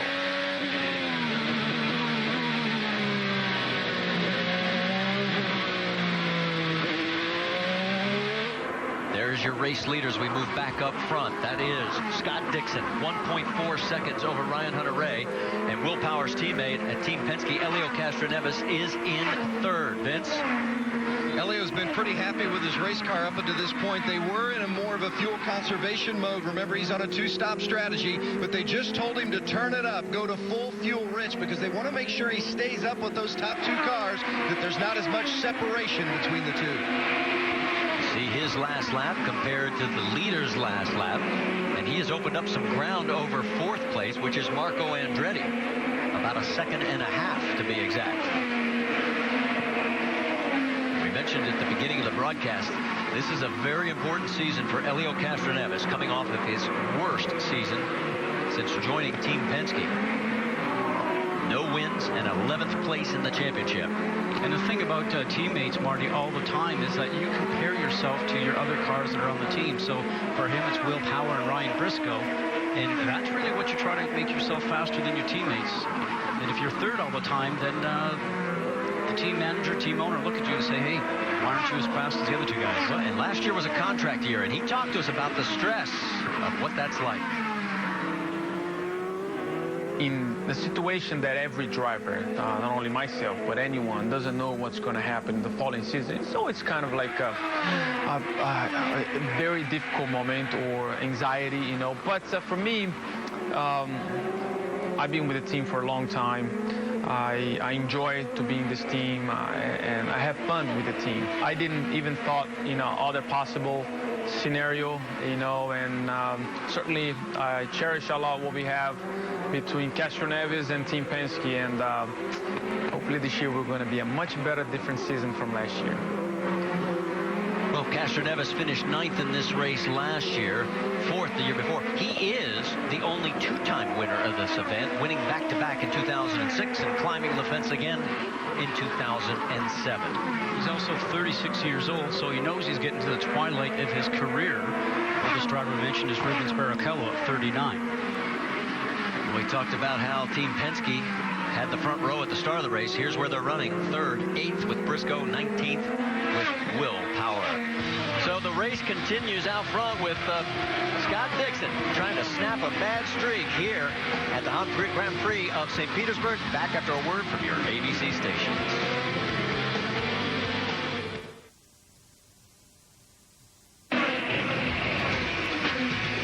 Castroneves, yeah, he wants to get back into victory lane. He's running 3rd right now. Ryan Hunter-Reay, well, winner last year on circuit. And, of course, Scott Dixon, the man out in front of both of them, leading this race at a track that the last 4 years have just been so horrible to him. He doesn't even want to be reminded. His lead right now over Ryan Hunter-Reay, 1.1 seconds, and then another 0.6 of a second back to Helio Castroneves, rounding out the top 5, and you can't even see him in the screen right now because Marco Andretti is 7 seconds behind the race leader, and James Hinchcliffe is right behind him in 5th. We've got a lot of different power plates coming into play right now. Dixon obviously in a Honda, Hunter-Reay in a Chevrolet, and Castroneves in a Chevrolet. Wondering about the fuel mileage. We've been discussing that a little bit, Marty, just on who's going to be able to make it or not. Keep an eye on the 7 of Sebastian Bourdais. He is the best running Lotus driver right now, as he is running in that 6th position, and he pitted last on lap number 39. So he's put himself in a pretty good position. And you can see he does not have the speed down the straight. Wiesel keeps trying to dive on the inside of him going into 1. But Sebastian Bourdais, with his experience, taking advantage of those new carbon brakes, driving very deep into the turn. Very talented driver, both in sports cars, has run Le Mans for Peugeot. Le Mans France is his home. A champion in Indy cars 4 times. Remember, we went through that segment that he just was unbeatable. Well, they continue to motor on in their position. The man running up front is Scott Dixon, coming to the start-finish line. Doing well here. There'll be 41 laps to go, and yeah, they're telling him he's doing well because let's show you what it's been like for Scott in the streets of St. Petersburg. Back in 2008, suspension on the left rear, and yeah, bad news. Then this gets worse. 2009, and you come back in 2010, you think it's going to be better. Watch the caroms off both walls in turn 9, and he's on the hook once again. And then, of course, last year, this was the first lap carnage on the start, and Mr. Dixon ended up coming home in 16th position that day. He was able to get back out. So he's put all those bad memories behind, and he wants a good one here. And so far, he's only got the 2 guys behind him giving him any kind of pressure. But they are trying to reel him in, and they have. Ryan Hunter-Reay's cut down to under 0.7 of a second. Jamie, what do you have? Well, he is. He's trying to close that gap, but the team wants otherwise. Again, don't worry about Dixie here. Back up to us. You're doing good. Just keep on saving me fuel here. Anything you can. Help. Great job on that last lap. Help me out here. Come on now. You got to help me out here a little bit. Helio's not going to try to come around you. Don't worry about Dixie. You hear him saying, help me out here. That means help save some fuel, and that's hard to do when you're watching the race leader ahead of you. He should be pitting in about 3 laps. Well, Ryan Hunter-Reay. Yeah, and you're right, because he's 3 laps to the bad on these other 2. Dixon pitted on lap 37, so did Castroneves. Ryan pitted on lap number 34. So if they could somehow sneak out and get into that same sequence with these guys, it might benefit. Lap wasn't very good. You got to help me some here. Go back to the way you were the lap before. As a race car driver, Marty, there's nothing worse than hearing that. Yes, you're trying to make some fuel mileage, but you know something, you're a racer, and it's very difficult to sit back and be patient and sort of throttle off and watch that driver ahead of you start just walk away. Well, the other part you have to sort of figure into the equation. It looks like your teammates are wanting reds, and that's what we think we should go with for the last stop. We're going to give you red. You heard the call there. They're going to go back to the reds. Take a look from high above as they work through turns 2 and up to 3 and then head towards 4. That's your top 3 here at the Grand Prix of St. Petersburg. We're going side by side.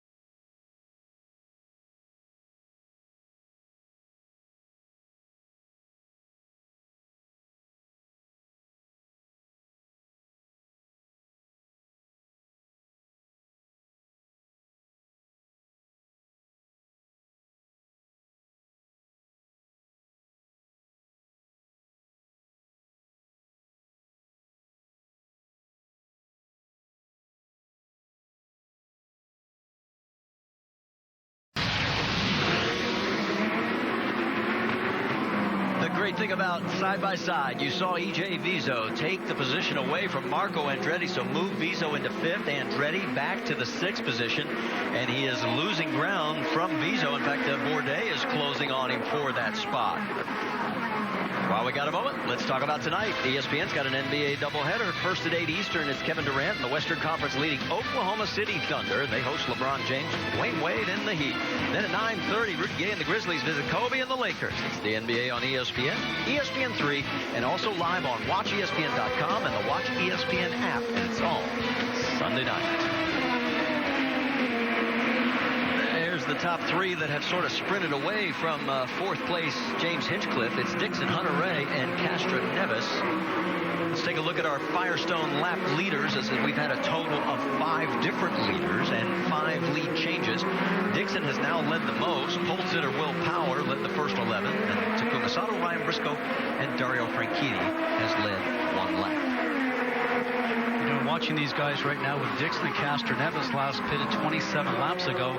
I'm adding up right now, Marty, that those 2 guys are probably 3 laps short. And Hunter Ray, last pitted 30 laps ago. I got to believe that he's going to be in difficult, dire straits also. Well, let's talk a little strategy. What about it, Jamie Little? Well, Mike Hull is the strategist for Scott Dixon. Talking to him now. He's talking to his driver. They're getting close to coming into pit. Mike, how are you guys looking right now? When will you pit? We're about 5 or 6 away right now. So if we get there with the mileage that Scott's making, then we'll see what happens at the end. Did you make a decision yet on tires? We'll leave that up to Scott on the sequence, on the countdown, and we'll figure it out. All right, well, he's saying he's happy all the way around. Let's go over to Vince. With John Erickson. John Elio, does he have enough fuel to make it to this next stop to get to the end? Yeah, he's good. He's good. We're all set. About another 5-6 laps, we'll be in. Thanks, John. Marty? And while you guys were updating us on that situation, we can tell you that E.J. Viso did peel off and did come down pit road. So he has made his stop, surrendering 5th position. Well, it seems like everybody's making a little bit better fuel mileage than what we were led to believe. And if they can really do another 4, 5, 6 laps until the next fuel stop, that will put them in the window to get right to lap 100. still believe it when I see it. A lot of good racing going on right here. 26 is Marco Andretti. He is running in 6th position right now. Then you've got Takuma Sato, Ryan Briscoe, Dario Franchitti in the mix. Simon Pagenaud is now up to 10th, and there's one of the cars peeling off. Down on the front wing. That was Marco Andretti that peeled in. You saw how fast he went into the pit lane. That's what Carpenter needed to do. Some passing going into turn 1 now. Let's send it to Jamie. And Marco Andretti has been complaining about his car a lot of understeer today. He's happy to make this pit stop, and his teammate Ryan Hunter-Reay will be coming as well. 4 tires here. May make a chassis adjustment. They see him reach down. It is a quick stop. Doesn't look like they made any changes to the front wing. 9.1. He's down. And on the right side, you saw both Simon Pagenaud and Joseph Newgarden getting around the 10 of Dario Franchitti. Fuel conservation mode. I mean, really, what's going on with that report on the 26? I think, Jamie, I think we did see just a little bit of front wing going to Marco's car, so hopefully that takes that understeer away for him. Here comes Ryan Hunter-Reay as he is now pulled off and into pit lane. Jamie? And Ryan Hunter-Reay just a little bit off strategy from Marco Andretti, his teammate. 4 stops, or 4 tires here. Meanwhile, the leader, Scott Dixon, was supposed to pit, and he didn't make it in. So 4 tires, meanwhile, for the 28. James Hinchcliffe in the 27. They were going to go with the used reds. At the last moment, they went with the sticker blacks. Hinchcliffe says he feels like it gives him a little bit better run in the long haul as you see Elio chasing Dixon. Marty? So now, who's going to blink first between these two, and how much fuel do they really still have? Clear. They have 14 seconds in hand over 3rd place, Sebastian Bourdais. Coming through turns 13 and 14. Do they come in this time? Hey, count down 1 now. Count down 1.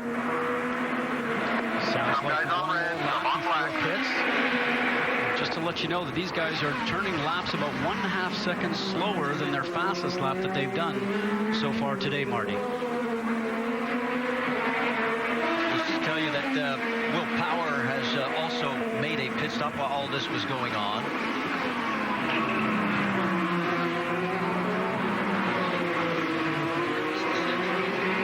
They go through this segment through turns 4 through 9. Dixon really gets off the throttle, as we see on the right-hand side of the screen. Catherine Legge looks like she's sitting on the tarmac there, just on the exit of 1 going to 2. This is the second time that she's had an issue in today's race. Again, part of the Lotus contingent. She's not in a really dangerous area there, but we'll have to wait and see what IndyCar officials decide to do. Well, if we go full course yellow, we'll probably take what I think is the 3 or 4 lap shortage that I'm calculating. Pit on this lap. And Dixon is going to come in this lap, and Castroneves stays out. So another lead change as Elio Castroneves takes over the top spot. We'll send it down to Jamie Little. And Scott Dixon wanted to pit the last stop, or the last lap, I should say, and he missed it. So this time he makes it in. They had blacks laid out. They made the change. The driver wanted reds on. That's exactly what they did. No changes to the car. 31 laps to go, and Scott Dixon is back out 8.1 seconds. Good stop by the crew. And this is where the drivers earn their money. Dixon has to get up to speed as quickly as possible. Run hard. We're going to pit this time. Run hard. Okay, so now you hear run hard. We're pitting this time. When Dixon pulled in, Elio would have driven as hard as he could. He wants to try and make up some time, so when he gets his service work done, leaves pit lane, that he comes out in front of Dixon. Elio Castroneves has a 13-second lead over Sebastian Bourdais. That's right, Bourdais is going to inherit the race lead with this move right here. So Castroneves down to 60 miles an hour, and he's heading towards you, Vince Welch. It's going to be a stop that's going to put Elio Castroneves on the used red tires. They were run a few laps in practice yesterday. Now remember, Elio has had some trouble this weekend getting out of the pits because of that hand clutch. They've worked on it a lot, so let's see if he gets a clean exit out. Pretty good. A little bit of a hesitation, but going to try to close that gap now as Dixon is closing in on Elio to turn 1. And we should to update you because Takuma Sato is going to take the lead because Bourdais did also pit on that lap as he came around. So, unfortunately for Lotus, they didn't get the chance to lead in the lap officially. Sato back in front for the second time today. Ryan Briscoe has now cycled up into the second spot. Joseph Newgarden is shown in third in the 67, so the rookie is running well right now. J.R. Hildebrand is in fourth, and Elio Castroneves is now shown currently in fifth. And Catherine Legg is out of the car, so it looks as though her day is done. Difficult weekend for her. Didn't get much practice, as we noted before. Running with a smaller team. She'll be looking forward to doing a better result next weekend. Crossing the stripe, this time by 29 laps remaining here in this 100-lap event over the 1.8-mile, 14-turn St. Petersburg layout. Let's reset this stage for you because the top four cars all stopped on lap 47. Takuma Sato, Ryan Briscoe, J.R. Hildebrand, and Joseph Newgarden. That's Charlie Kimball. He is making his last stop. Good job, buddy. Good job.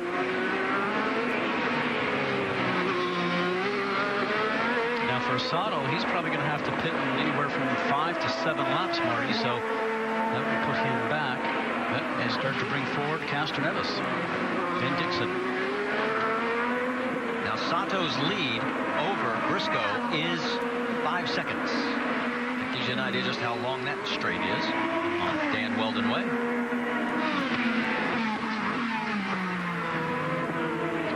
And you're right, the guys that are possibly in the catbird seat right now, based on the numbers we're seeing, as here comes Sato in, Rick. Takuma Sato brings a car, and he got a little bit of a break. Sebastian Bourdais is the car that's directly behind him in pit lane because Bourdais came in just about a lap or so ago. He was able to get a straight shot in. They bring him in, make a quick adjustment to the wings, and he's back out. Ryan Briscoe in the 2 car is in. He's taking the reds off, putting the black primary sticker tires on. No changes. They'll fill it up with Sunoco fuel. He gets the call from Roger Penske, and he's down. And we were getting ready to say, as all this took place, the guys that are in the catbird seat right now, Elio Castroneves and Scott Dixon. Because J.R. Hildebrand is your race leader, 7th different leader, 8th lead change. But he also has to pit. The 2 guys behind him, Castroneves and Dixon, do not.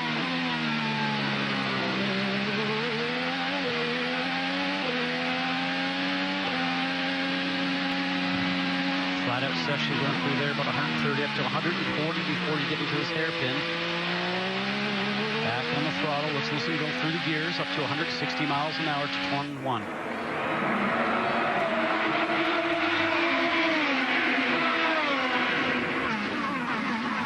All those bumps going into turn 1, we talked about them before. You can see the cars that handle well. J.R. Hildebrand, a little rougher than possibly Castroneves's. That's all to do with shocks and springs, the works that the mechanics do and the engineers do. And for Hildebrand, leading the event, he knows that Castroneves is behind him, and that will be for position. But his tires are probably just about worn out. Car will be sliding around, slipping around. It'll be difficult to put the power down. Okay, our crack crew has found where Elio Castroneves got around Scott Dixon. It happened while the other pit stops were going on. And it's into turn 1. He's on the outside. What a move! Nicely done. Whoa! Nicely done. And we talked about the defensive line that you're now allowed to do. So for Dixon, he was trying to make sure that he had the inside line covered, which he did. Castroneves went around the other way. Elio forcing the issue here down the front straightaway. He's got to know that the 4 car's got to pit, but I guess he wants that clean air, and he wants to put some space between he and Scott Dixon. Absolutely. That's all he's thinking about right now, is he knows that he's a little bit quicker. He just wants to get ahead. Boy, did he pull away from Hildebrand down into turn number 4. Through that real tight, twisty complex, 5, 6, 7. And up into turns 8 and 9. So it brings you along the bay here at St. Petersburg. And boy, look at the ground that the 3 car has opened up over Dixon. Dixon's hung up through that tight, twisty section behind Hildebrand. Well, I'm also wondering whether or not maybe with Dixon, they're really running maybe a little bit more conservatively, trying to save fuel. Can they really get to the end? Do they think that they're a lap short? I know what they tell us off the pit box, but they know most of the teams all watch 25 to go, your P1. this telecast, and they have somebody watching it. He's not going to give away his secrets. Uh-oh, Takuma Sato back in the pits. Rick, what's going on? The car is stuck in second gear. Sato went out, had the pit stop. Everything was fine up until that point. For some reason, couldn't get out of second gear. They've changed the steering wheel. Now they're working on the back end. A moment ago, Sato was literally pounding on his helmet to be so close to having such a great finish, and then for whatever the mechanical reason is to cause him to stop in the pits, and he's stuck here for a while, guys. They're still working on it. When Rick reports that they're changing the steering wheel, that's the first thing they do when the car does not change gears, because the paddle shifters are on the steering wheels, no longer the stick shift in the cockpit at all. So if there's a problem, maybe the new steering wheel would actually correct that. In this case, not. And a tough break for Takuma Sato, as he had led this race 2 different times today.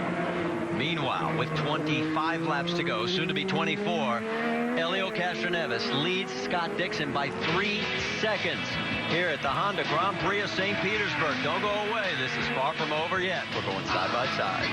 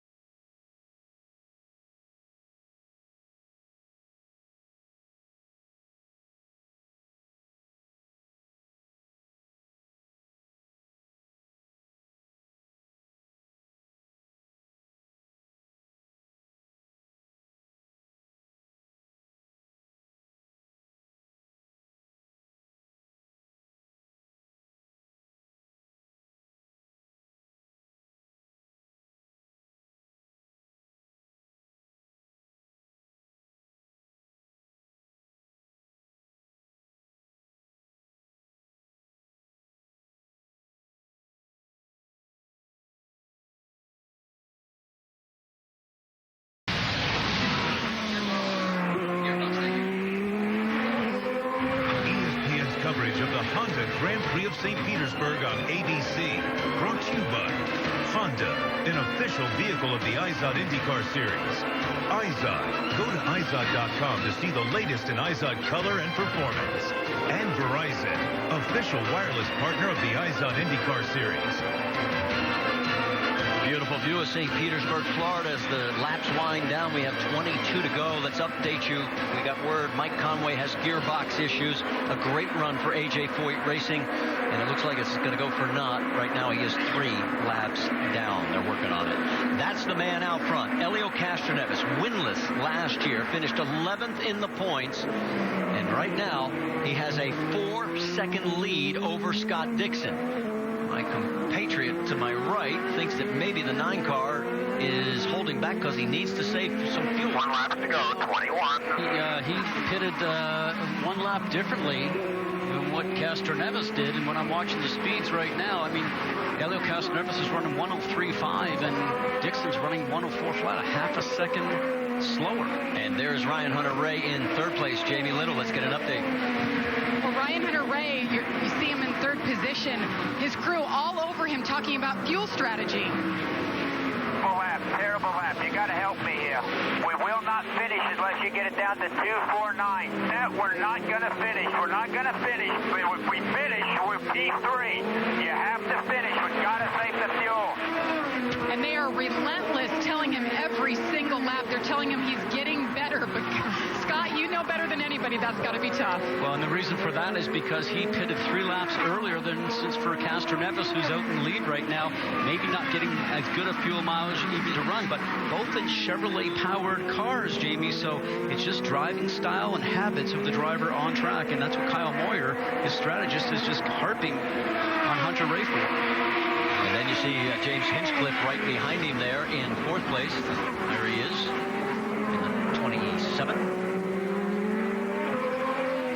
What a great job he's been doing. The Rookie of the Year last year. So talented, ability. They say in this business, Marty, you need to do 100% on the track and 100% off the track, and he certainly has that covered because he's so good with the media. He's so likable with the fans. He's going to be in the series a long, long time. Said one of his goals is to give GoDaddy its first IndyCar win. You remember, you say, wait a minute, I thought Danica got one. She was actually driving the Motorola car back then when she won over in Japan. So that's one of his goals on his hit list for the year. And so far, doing fine here in the season opener. I think he surprised a lot of people when he got into this car here this weekend. Ran well on testing, qualifying, being up in the Fast 6. That was something that was really not expected of him coming into Andretti right away. The other thing is the team chemistry between the 3 drivers, Marco Andretti, Ryan Hunter-Reay, and James. They are getting along real well. In fact, they're starting to play pranks on each other. It's starting to remind some people, and oh no, Mike Conway's day is over as he has climbed out of the car, and that is a tough break for A.J. Foyt. A.J. is here. Of course, if you didn't know, he's been battling a staph infection after surgery in his left leg, and he's here. He's lost about 40 pounds, but even he says that's a tough way to lose it. We're glad to see him back. But a tough end for their day because they have really done well. What's impressive, Marty, is the grip of these tires. These guys have driven these cars very, very hard, and with a brand new car underneath you, Firestone's done a great job on bringing a product that is lasting throughout these events. Now, you do see the pieces of rubber off line here just a little bit. The drivers have to make sure they negotiate through that, don't get onto what we call the marbles. So far, both on the standard black wall tire or the optional red wall tire has done a great job. Another guy that's done very well today and this weekend, Simon Pagenaud in the 77 for Sam Schmidt and Davey Hamilton Racing. Viso needs to stop again. Don't worry about Viso. He's under attack right now from Ryan Briscoe, but Pagenaud last year subbed 3 times, most of them at the last minute in the series. This is his first full-time ride in the series in 2010. Of course, he won an ALMS championship. Right now, he's doing everything he can to hold off Briscoe. They are running for 6th and 7th position. So talented road course racers. You talk about Pagenaud being involved in the Endurance Series. That's where Ryan Briscoe got his start with Penske, because he was driving the Porsche Penske Endurance car, got to work with them, and then he had the opportunity just to move into the IndyCar, so his patience paid off. You got a quick glimpse of E.J. Viso right in front of those 2. There you can see Viso off in the distance, comes through, and now they do. These guys are 17 seconds behind the race leader, but still a good day, especially considering Pagenaud, they had to make that engine change, and if you're not familiar with the new rule, if you change an engine anytime during the race weekend, 17 laps. Good job. Keep it up. you lose 10 spots on the grid. And Pagenaud made it to the Fast 6 yesterday, qualified 6th, but then had to start 16th. All his road course racing, he has never done an oval race. Every series he's gotten into, they did not run on oval. So when you talk to him, he knows that. He's anxious to get going on the ovals, but if anything is going to be a hardship for him this season, it'll be the oval races. Of course, for Ryan Briscoe, he too trying to make a statement this year. His best finish last year in the series was a 2nd place run, and he's looking on how to separate himself. This year, you know, I've got, you know, a newfound kind of motivation and drive to do well and fight for the championship. We'll see. I mean, setting myself apart, plan to do it by winning more races than those 2, and we'll have to see. But you know, a lot of hard work's going to have to take place for that to happen. Right now, he's 19 seconds behind his team-leading teammate, Helio Castroneves, who is running out front by 7 seconds now over Scott Dixon. This is the best action we've got on the track because Briscoe keeps the pressure on Simon Pagenaud. And it looks like both of them are starting to reel in E.J. Vizo a little bit. Remember, Vizo certainly needs to come in for fuel. When you know that, as a driver like Vizo is right now, you just push as hard as you can. There's no sense in backing it up and running a slower lap time trying to save fuel because he's quite a few laps away from making it to the end. Vizo last pitted on lap number 65, Pagenaud on lap 70, Briscoe on lap 72. 16 laps to go here at St. Petersburg.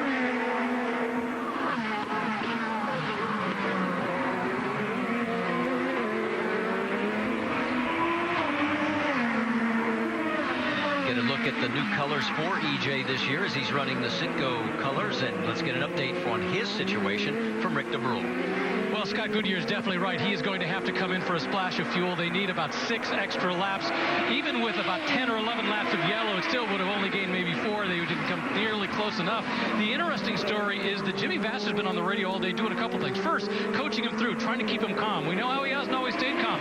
But the other thing is that Vizo last night got some food poisoning. He was up all night throwing up. As a result, he's been everything he could do to get into the car and drive today, but he's done a great job. And Jimmy's been saying, make sure you keep drinking. It dehydrates you. Have you ever had that situation happen to you? Well, I've been food poisoned, but never in a car. But have driven the car when you're not feeling well, and it is a tough task just to drive the car when everything is correct. The temperatures are 80 degrees today. Inside cockpit, probably 110, 115. I read a study recently where they said that the driver's body temperature will get up to about 103 to 105 degrees inside the cockpit.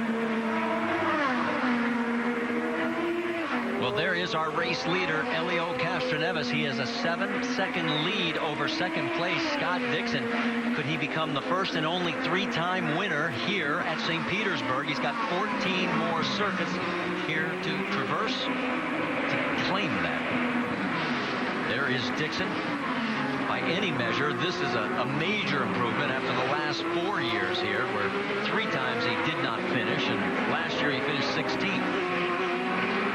It's interesting to note, Marty, that now Dixon's starting to run a little bit quicker laps than Castroneves is. Now Dixon maybe starting to feel comfortable that he can make it on fuel. And Ryan Hunter-Reay, we already know he's been trying to save fuel, 8.9 seconds behind the race leader. And the guy who took over the GoDaddy ride from Danica Patrick, James Hinchcliffe. A good run in the 4th spot right now, 11 seconds behind the race leader. Then we got to drop back another 7 seconds before we pick up E.J. Vizo. And there he is, but remember, he does have to stop. He's running in 5th. And he stays out this lap. And now Ryan Briscoe has gotten around Simon Pagenaud. So move Briscoe into the 6th spot.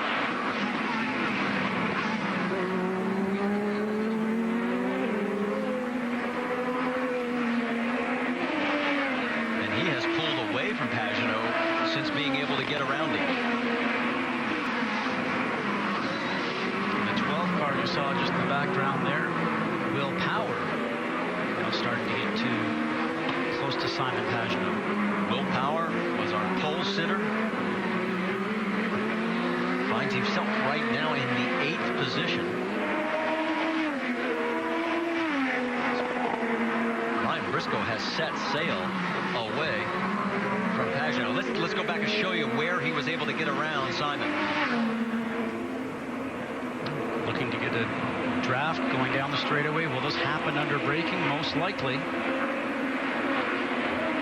A little bit of a surprise, Marty gets in there. Pagenaud turned into the turn. And I like what Briscoe did. He just stayed directly behind him, didn't show his intentions too early, and then popped to the inside and surprised him. So there is Briscoe, and Briscoe is again closing on E.J. Vizo. And at the top of your screen there, you see those last 2 cars as we again see Briscoe through the corner? That is Simon Pagenaud, and Will Power is closing in on him now. So Power has come back to life here, although he is 22 seconds behind the race leader. for all these drivers pushing so hard right now, Marty, especially when you're in a new car, you know, this is when you're going to find out whether the seat is fitting correctly. If your steering wheel that you have now is maybe got some lumps on it, you're starting to get blisters on your hands. Your whole 3-layer fireproof suit is just soaked through from the sweat, and the sweat's dripping down into your eyes, and basically everything from head to toe is aching, but you know you just got to keep on pushing regardless. Speaking of pushing, Will Power is pushing hard on Simon Pagenaud.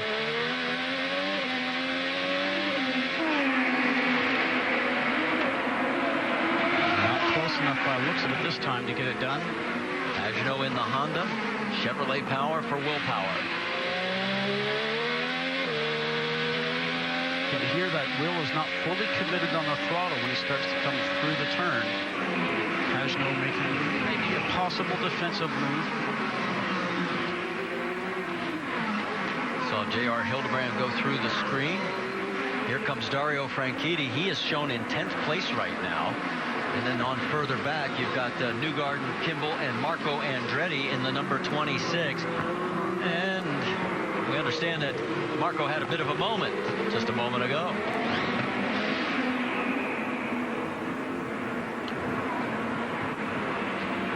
There's the 67.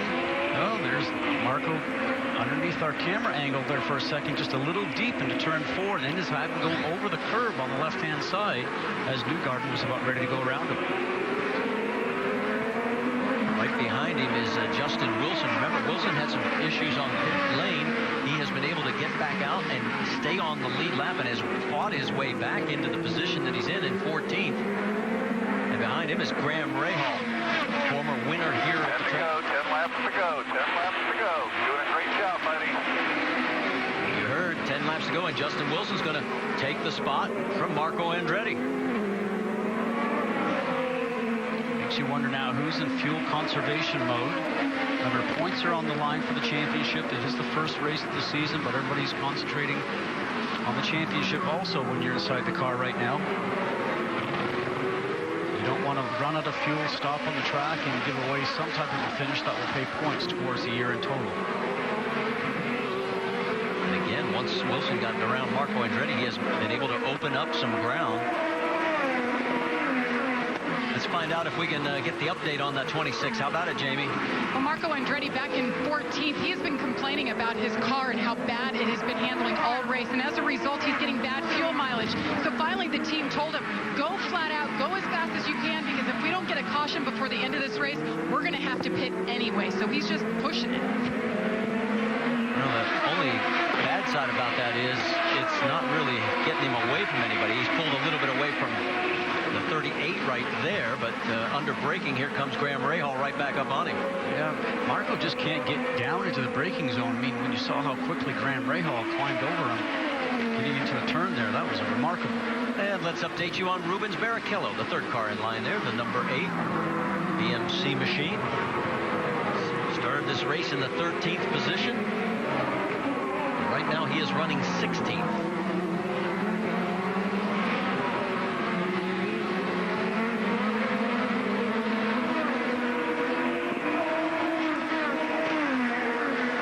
Meanwhile, at the front of the pack and living life beautifully is Helio Castroneves. His lead has cut a little bit. It's down to 6.7 seconds, but there's only 8 laps remaining. If there's anything going on fuel mileage-wise, this is the time he's got to do it, where you just roll out of the throttle going into the turn to carry the speed through. But he has such a gap right now on Scott Dixon that I'm not sure that he has to worry too much about slowing down.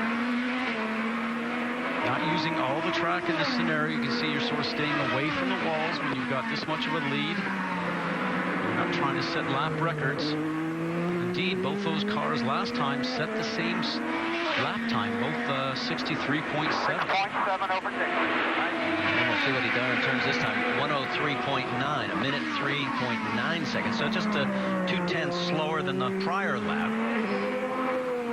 This is all about rhythm, Marty. This is where you're just getting through the turns, your braking zones, picking up the throttle, picking up your clipping points, as we call it. This is where you were trying to place your wheels through the turns at the apexes. This is something that all the drivers drivers are trying to do. This is where you get into a rhythm, and this is the concentration level that's sometimes so tough for drivers. When you get close to the end of the race, sometimes your concentration just starts to wander a little bit.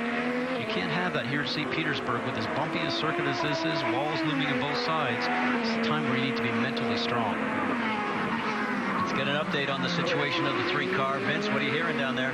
Well, the rest of the field may be hoping Elio runs short on fuel, but John Erickson, who handles his strategy, knew that if he could get Elio to that second pit stop, they would be fine. As you see, the president of Penske Racing, Tim Cindric, on the right. Elio, they knew if they could get to that second stop, they would be good. That was at lap 70, and they are indeed going to have enough. No concerns at all at this point. They've not even asked Elio to save fuel with that large lead.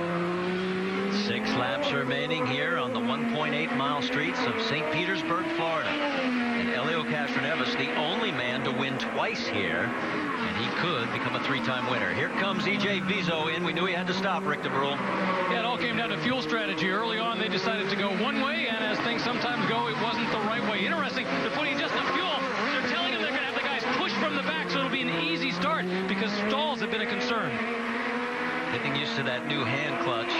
We've seen it from a number of the drivers this weekend. Well, it's gone a lot better than I thought it would, because speaking to drivers from everything they did in testing, and they did practice pit stops when they were doing testing even as late as a couple of weeks ago. A lot of them had concerns in the pit lane coming out and making sure the timing was going to be right, but it looked like they got it done today. You can see the difference. He's backed off a little bit of 104 on that last 5 to go. 6.4 over Dixon. And you heard the margin as it is now dropped down just a little bit to 6.4 seconds. But a second a lap is not going to happen here. Something's going to have to happen to this number 3 car for Dixon to have a chance. And for Elio, who now lives in Fort Lauderdale, told me just drives over here, takes a nice drive to get over to the St. Petersburg area.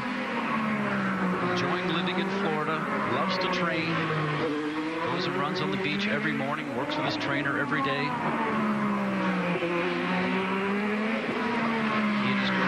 Adriana, the young daughter. And all he wants to do, he says, is get back up on top. Let's go back a little farther in the field, because this is the best nose-to-tail battle we've got going. This is for position between Simon Pagenaud in 6th, Will Power in 7th, and J.R. Hildebrand in 8th. Now, they are a full 27 seconds behind the race leader. Margot Andretti's in, Jamie. And they told him this will be a very, very fast stop. No time for any adjustments to make the handling better. Just enough fuel to get him to the end. He's down. And that's going to drop him in the bottom third of the field with only now 4 laps remaining. On board with Hildebrand. For Hildebrand, who has a lot of road course experience, he's running against 2 guys right there that are just really specialists on the road course. So great run for him. Now for Elio, he comes out and he sees who's in front of him. It's Marco. Now Marco probably very professional, knowing that Elio is in the lead. He'll look in his mirror or hear his radio. Marco trying to keep from going a lap down, but for Elio Castroneves, I mean, let's remind everybody, last year was his worst year since joining Team Penske. No wins, 11th place in the points. How does that rub on you through the season? Ready to go, Elio. Be patient with this. Here you are, 3 laps away from victory. 6.2 over Dixon. You got room. Well, as we're talking about that, Marty, here, I was just saying, being patient with this guy. As you mentioned, Marco might not want to go down a lap, and his team very smartly told Elio Castroneves 6.2 over Dixon, who's sitting behind Elio in 2nd place. So, you know, Elio doesn't want to get too close, but as a race car driver right now, you want to take advantage and maybe get past Marco. He will probably try this next time going down the main straight. We know that Marco's car's not working. You saw a big wiggle there for Marco. And Elio does not want to get so close that if Marco has a problem, he takes Elio in the time. You see bits of rubber flying up. That's the pieces that they are picking up and flying into the air as they come out of some of these corners. This is where probably Elio will start to get a little bit closer if he's thinking of getting past Marco going down the straight. The other thing he'll do is when he goes past the start-finish line, they'll give him the interval back to 2nd place, which is Dixon. It looks like he's going to take a run. 2 to go. 2 to go. You still got 6 seconds over Dixon. Be smart. very smart. Just waited his time all the way around the rest of the circuit and passed in the area that was best suited. So now less than 2 laps remain on this 14-turn layout here in St. Petersburg for Elio Castroneves. And what a statement that he is making as far as rebounding from last year's disastrous season here in the first race of the 2012 campaign. Well, it's not only that, Marty, is that, you know, he was the leader of this team. He's been with Team Penske for 13 years, but, you know, a lot of people are talking that is there a new leader in Team Penske, because Will Power's been so strong for the past couple of years, and as a driver within a team, if you're sort of getting shuffled along, you notice the loss of support. Tim Cindric was on the stand calling the shots for Elio and had been with him for years, and when they got close to run the championship last year, Tim Cindric got moved over to Will Power's car. White flag is out for Elio Castroneves, the only man ever to win twice here at St. Petersburg, is now on his way to another victory. And what a way to start the 2012 campaign. Down into turn 4 for the last time.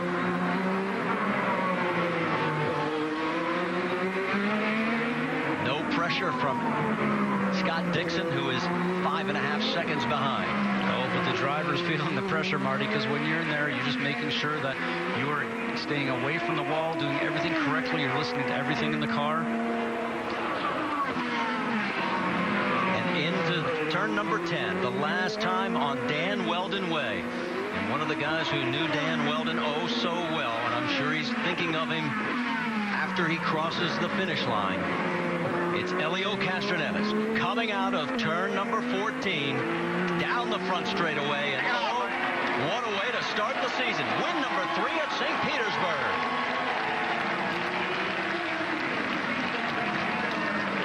Scott Dixon comes across the line in second.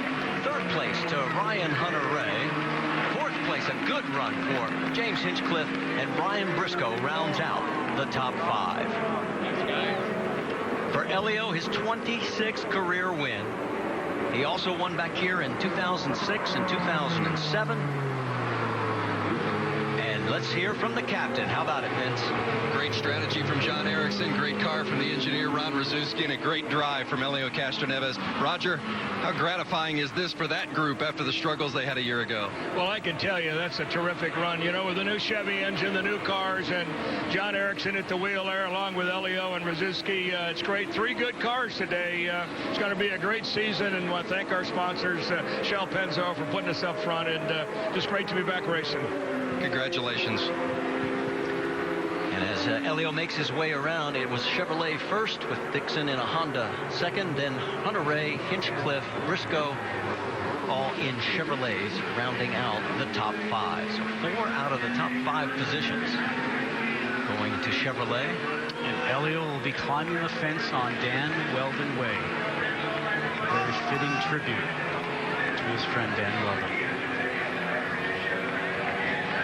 And oh, so appropriate.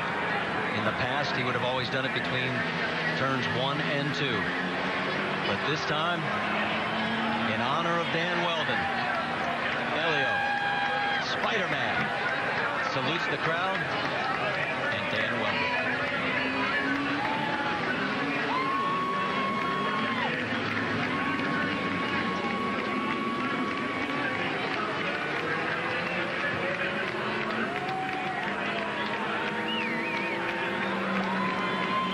Say, Marty, oh, what a feeling. And now he's heading across the street, and he's going over to the sign. Oh, wow.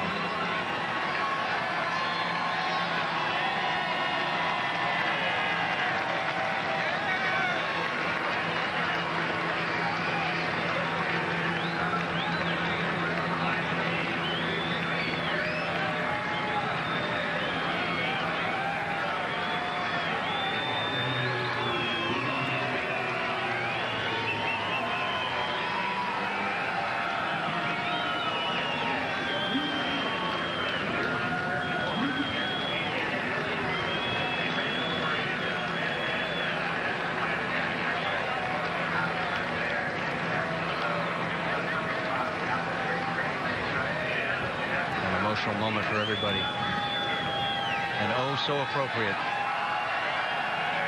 And it shows you the respect and love that all these racers had for Dan.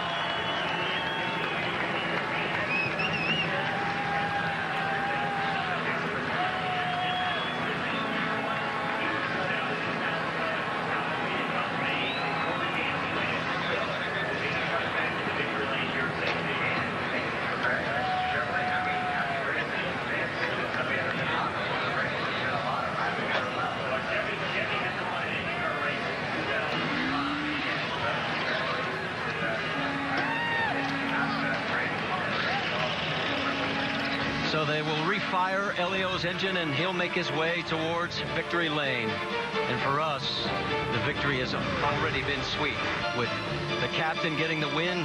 But oh, the moment on the fence was just incredible for everyone here, as he just salutes Dan Weldon. We'll be back after this word from your ABC stations. Jamie Little. He really did, and with all the unknowns, and then what you thought was a blown pit call early on, you ended up tying your best finish here. Your overall thoughts on this new car and the day?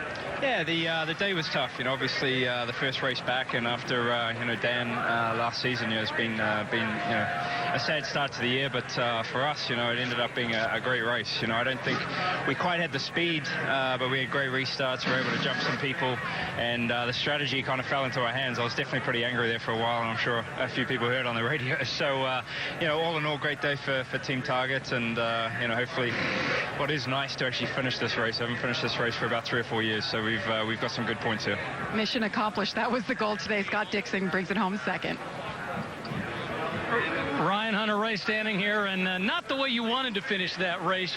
You were on a fuel strategy, and instead of going for it, you had to go for mileage. That's frustrating. Yeah, I thought we had something for Scott on old tires, but you know, that's the way it is sometimes. That Chevy engine made great fuel mileage, and we're happy to get a podium to start out the year, but certainly had bigger things in mind, that's for sure. If you hadn't been playing fuel strategy, did you have what it would have taken to get him? I think so. He was really good on cold tires and at the beginning of stints, and then I'd reel him back in as the tires would get hot. But Scott did a great job today, and we're happy to have 2 Chevys on the podium. Great showing for DHL and Sundrop, but most of all, we're missing Dan. That wound is still fresh, and you know, this race would be better with him in it, that's for sure. And he was just such a great ambassador for our sport. He was a champion, and all of us emulate him. We all want to be like him, and you know, we love the Weldon family. This is their city, and thank you to all the fans who came out. Appreciate it. Ryan Hunter-Reay finishing third. Marty?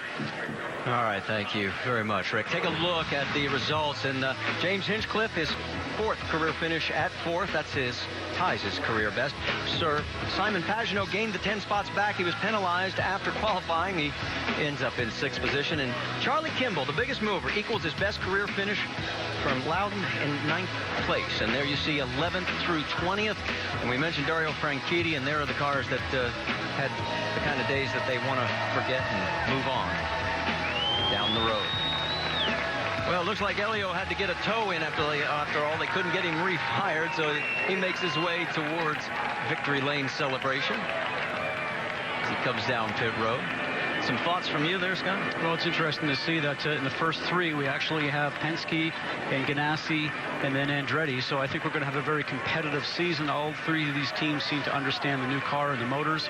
Certainly we'll see some improvement from Lotus in the future.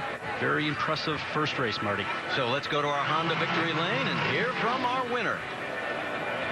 Elio Castroneves, it's been what a great celebration for Elio after the struggles of a year ago. Has not won a race since Motegi of 2010 before getting it done here at St. Petersburg for the 3rd time. Elio Castroneves getting that helmet off, and never a doubt. Roger Penske climbing in to give a congratulations. Elio still in the car. Elio, considering the struggles of a year ago and all the emotions that came with this finale last year, how important is it to, in your mind, to win this race today?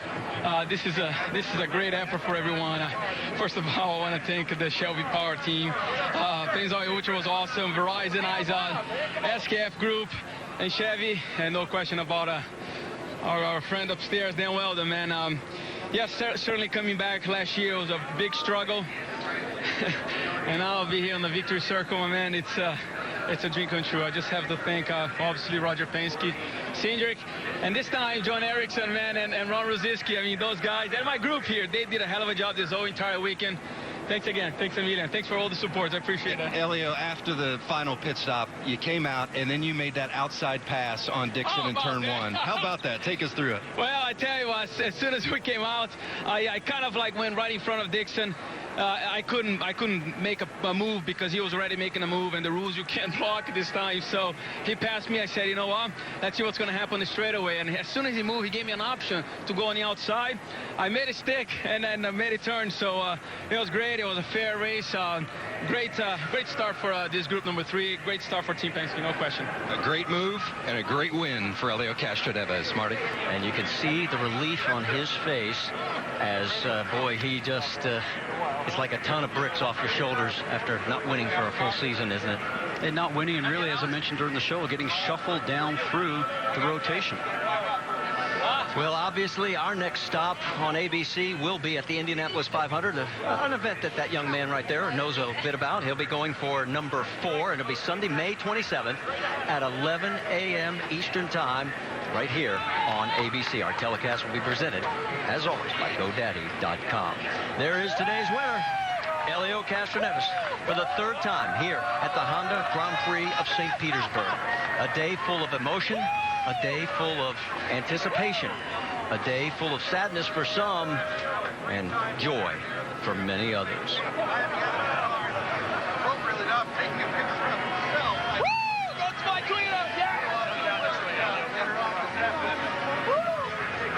For our entire ESPN on ABC crew, this is Marty Reed. Thanks so much for joining us here as we make one more salute to Dan Weldon and the winner, Elio Castroneves. Till we meet again.